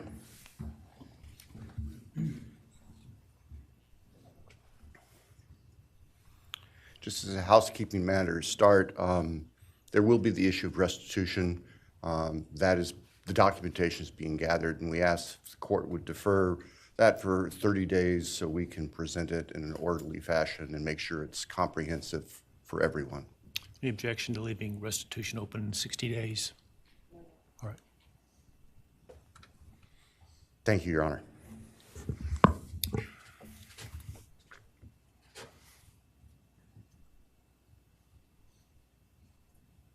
I think it's necessary and appropriate to share for everyone here, including the court, the background that brings us in front of Your Honor today for these proceedings. As the record reflects, and as everybody in this courtroom knows, the defendant has pleaded guilty to all 5 counts charged in the indictment. Under oath before Your Honor, he has admitted that the charges against him are true. He has reassured the court that he has not been coerced or threatened to make those admissions. And Your Honor did an extraordinary job in taking the pleas back on July 2nd. We appreciate the court's discipline and insight. The defendant has also waived appeal on the multitude of rulings from this court and Your Honor's predecessor in Latah County on dozens, literally dozens of motions seeking to dismiss the case, seeking to control or limit evidence, seeking to offer evidence that would not be appropriate. And we appreciate the court's consistent rulings based on the law, based on the facts. As Your Honor will recall, on June 18th, it's just really not that long ago, we appeared before this court for arguments on what became the defendant's final motions to this court. Motion where they wanted to offer evidence suggesting that other people were responsible for the defendant's actions, and the motion seeking essentially an indefinite continuance of the trial. It was readily apparent to all of us in the courtroom from Your Honor's comments that those motions were not going to be granted. So we returned to Moscow and continued with what we had been working on for months in preparation for trial. We had no qualms about going to trial if trial was what was necessary and appropriate. The following week after we were in court, we were approached by the defense with an inquiry about a possible plea. And I can tell the court this is the first suggestion ever that there was any consideration, because indeed, the defense had maintained from the beginning that Mr. Kohberger, the defendant, was factually innocent. It's clear that the reality of the evidence and the case that had been investigated and prepared and that we were ready to present in court became a reality. Our reaction, among other things, was to reach out to all of the families. And in fact, later that week, on Thursday and Friday of that last week of June, we met with representatives by teams, virtual meetings, with representatives of all of the families. And we talked about the status of the case, and the upcoming trial and things that related to the trial. And we also let them know that there had been an inquiry about whether there might be an offer for a plea. And we asked the family members for their thoughts and feelings. And they were candid. And they have been candid since, and we respect that.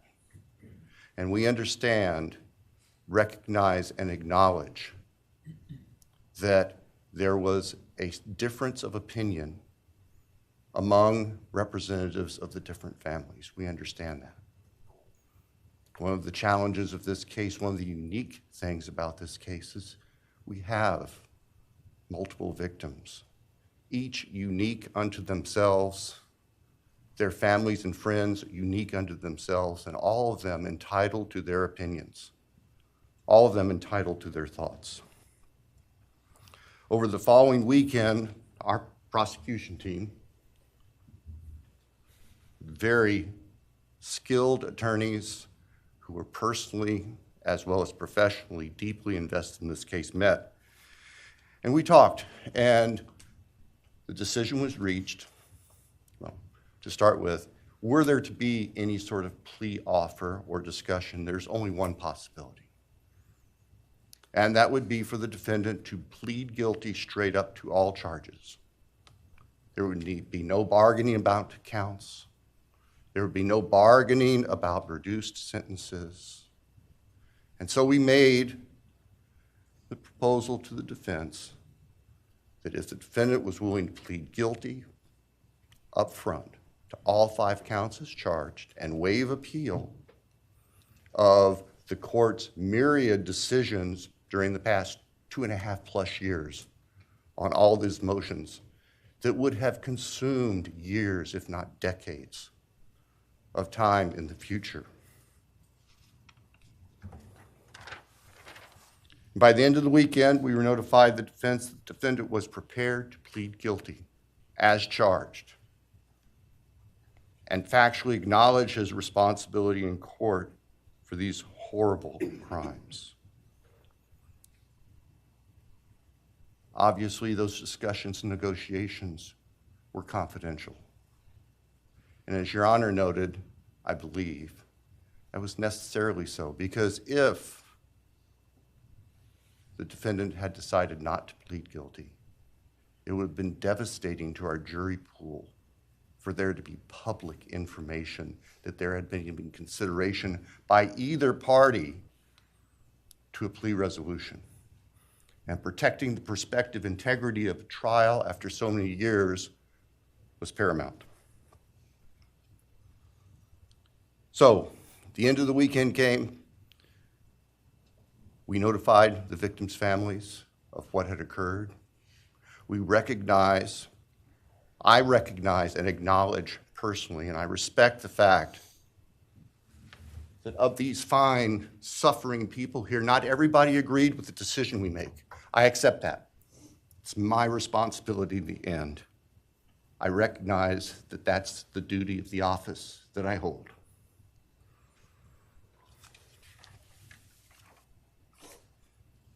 So now, it is time for the judicial system to impose final judgment and close the door on this chapter of these tragedies. As the court is aware, by the agreement of the parties, it is the state's prayer. Perhaps have the Elmo police turned on.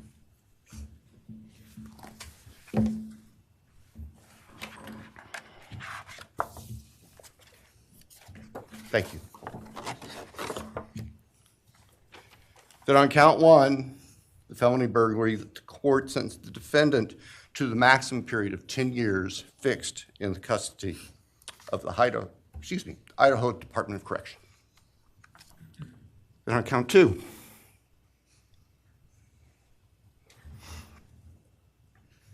that the court sentenced the defendant to fixed life for the murder of Maddie Mogen. On count 3, that the court sentenced the defendant to fixed life for the murder of Kaylee Gonzalez. On count 4,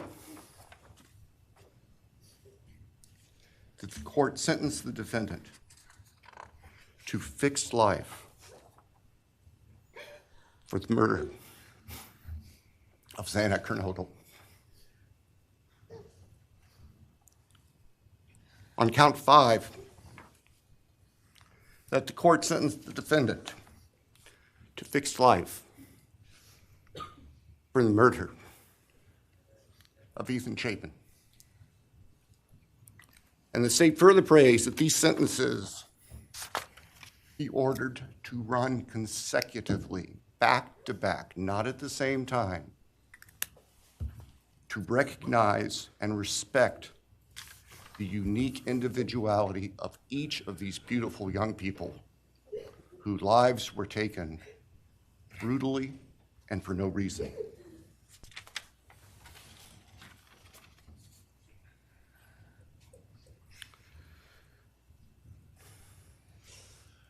And hopefully now, as we have heard earlier this morning, it is time to afford the families and the friends and the community and the state of Idaho and the nation and the world to move forward.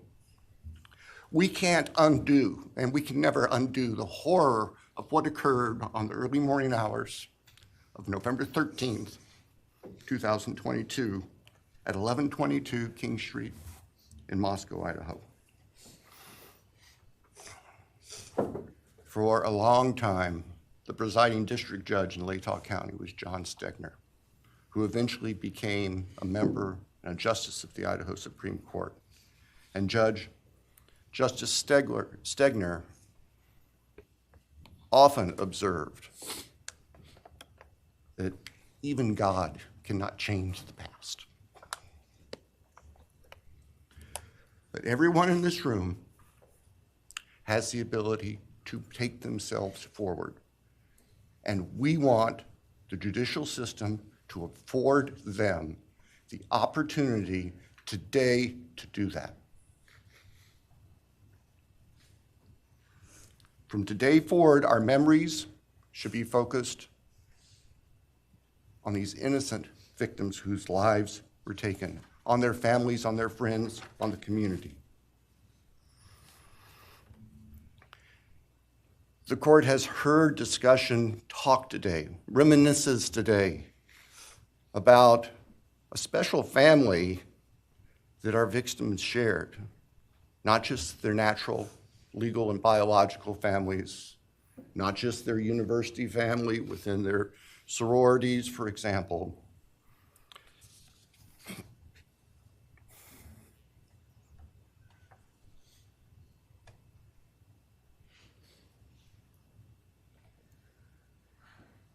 But this family. This is the picture taken on November 12th, 2022,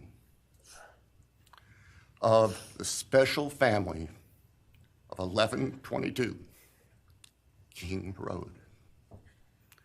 And you can see all 6 of these dynamic, vibrant, loving, special, innocent faces taken together just across the street from their residence, and barely 12 hours before 4 of them would be brutally murdered in their sleep. They've been described consistently as being bright, caring, vivacious, with futures we can only imagine now. But they were, and they remain, a special family that I think we should all recognize and appreciate. So it's time to move forward. There have been a number of statements directed specifically at the defendant today, I have one last thought. After Your Honor imposes judgment and sentences the defendant to spend the rest of his life in prison, in other words, sentence the defendant to die in prison, he's going to stand up in the belly chains and the leg irons that he's wearing today, and he's going to be escorted into the custody of the Idaho Department of Correction.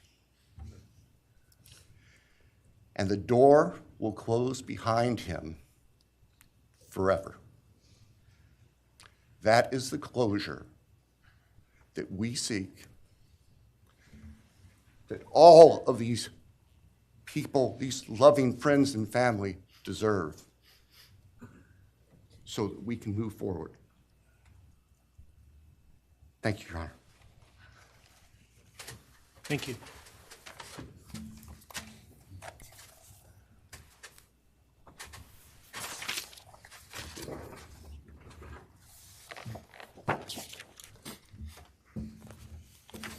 All right, does the defense have evidence to present today?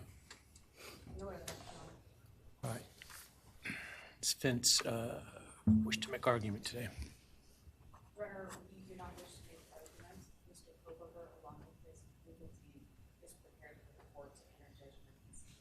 All right, Mr. Kohberger, you have an opportunity to make a statement if you wish to. I take it you are declining.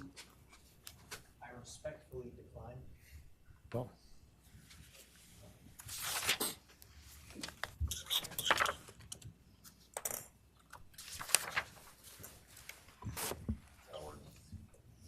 Please.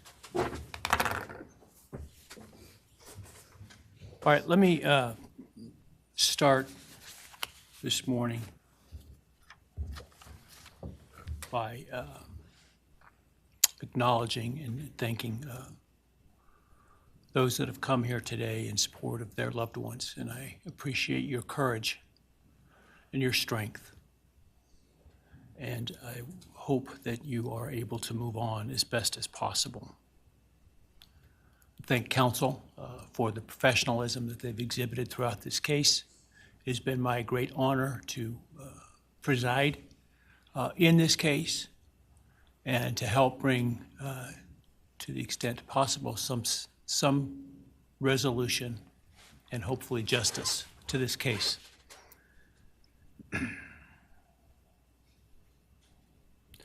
During the quiet morning hours of November 13, 2022, a faceless coward breached the tranquility of 6 beautiful young people and senselessly slaughtered them, 4 of them.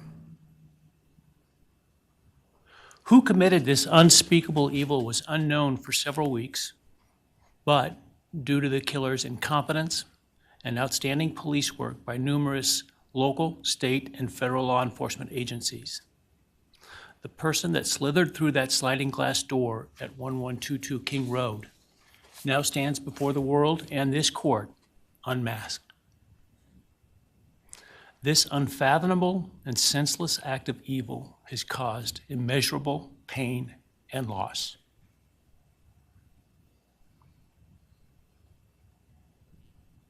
No parent should ever have to bury their child.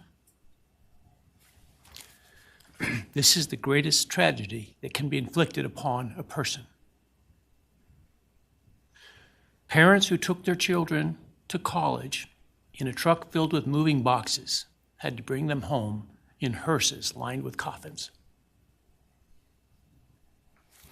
The loss this killer inflicted was not just the death of these people's children, siblings, grandchildren, as we've heard today.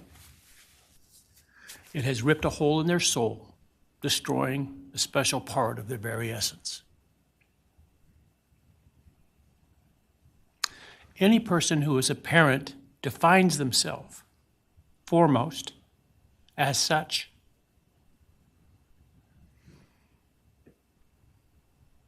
It is their existence and purpose of being. And it has been stolen from these parents.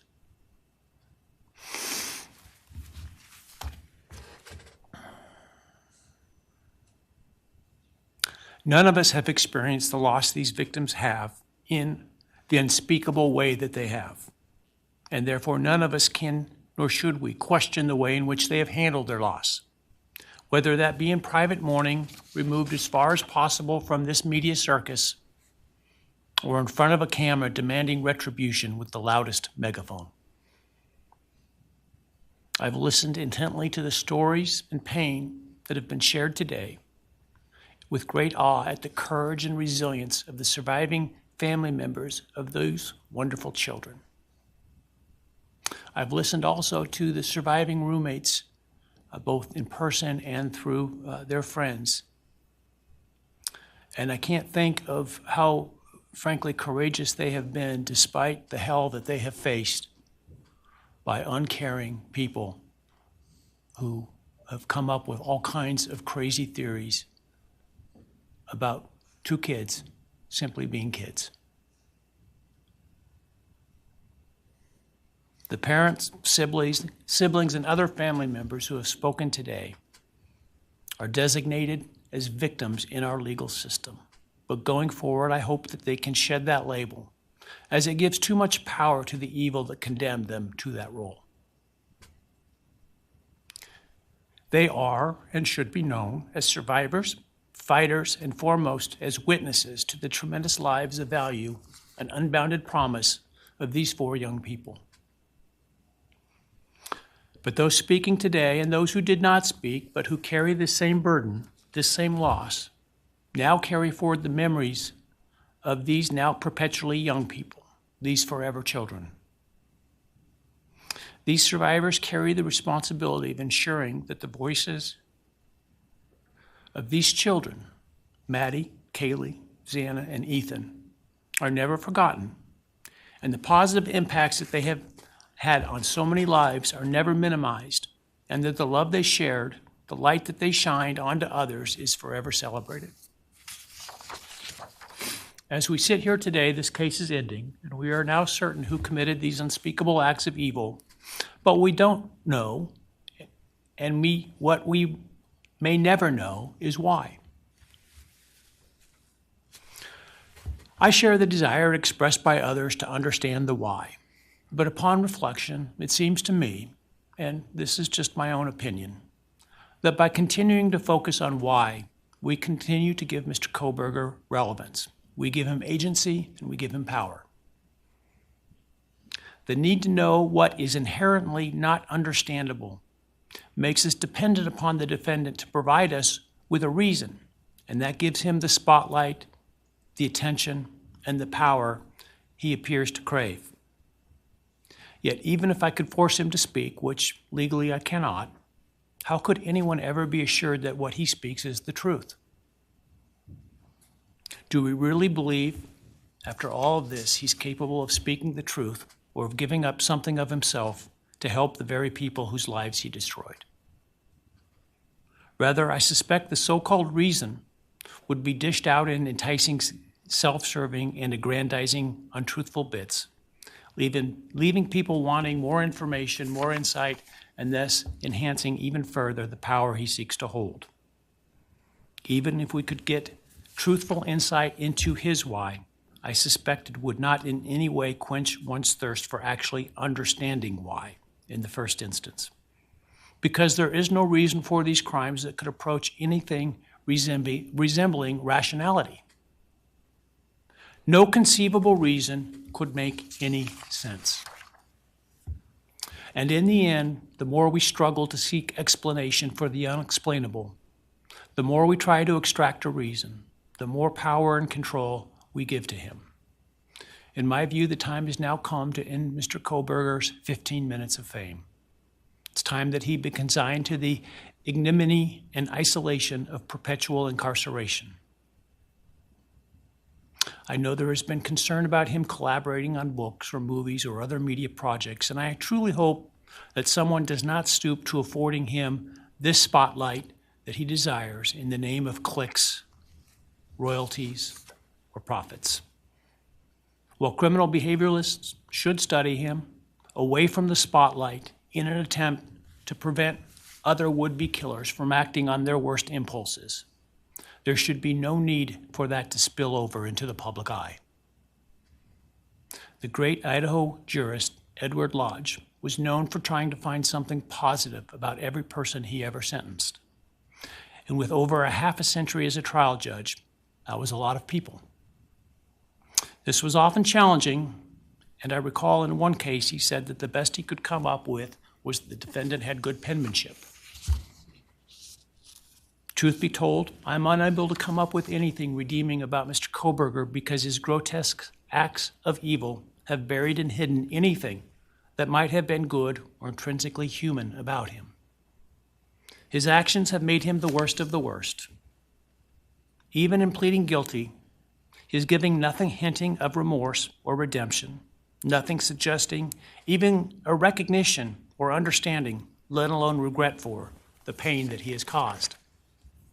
And therefore, I will not attempt to speak about him further, other than to simply sentence him so that he is forever removed from civilized society. And accordingly, based upon his conduct and based upon the record before this court, recognizing the standards that govern this court's sentencing decisions as set forth in State v. Toohill, I hereby sentence Mr. Kohberger as follows.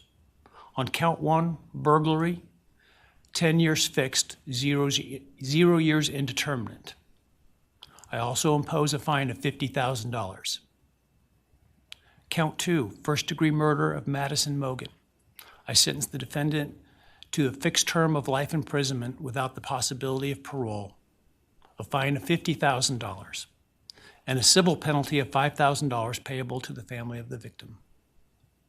On count 3, for first-degree murder of Kaylee Goncalves, I sentence the defendant to a fixed term of life imprisonment without the possibility of parole, a fine of $50,000, and a civil penalty of $5,000 payable to the victim of the family, or to the family of the victim, pardon me.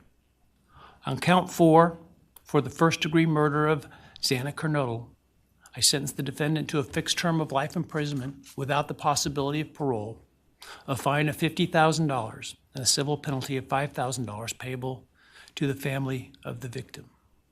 On count 5, for the first-degree murder of Ethan Chapin, I sentence the defendant to a fixed term of life imprisonment without the possibility of parole, a fine of $50,000, and a civil penalty of $5,000 payable to the family of the victim. The sentences on counts 1, 2, 3, 4, and 5 shall run consecutively to one another. Restitution will be left open for 60 days. Defendant will be required to submit a DNA sample and a right thumbprint impression to the Department of Corrections and comply with the DNA Database Act. I remand the defendant to the custody of the Idaho State Board of Corrections for to be imprisoned in an appropriate facility in execution of the sentence where he will remain until he dies. Though you have waived your right to appeal, you do have a right to file a notice of appeal, and any such appeal must be filed within 42 days of the date of the written judgment, which will be entered shortly hereafter. Though the appeal, you should be aware, may be deemed a violation of the plea agreement, and so I certainly suggest you discuss that with counsel if that is your desire. I ask the media and public present to allow the families to be escorted out first before they leave. Again, thank you to everyone for your stories today. I am strengthened by them, and I am encouraged by your humanity and strength, and God bless you. We're adjourned.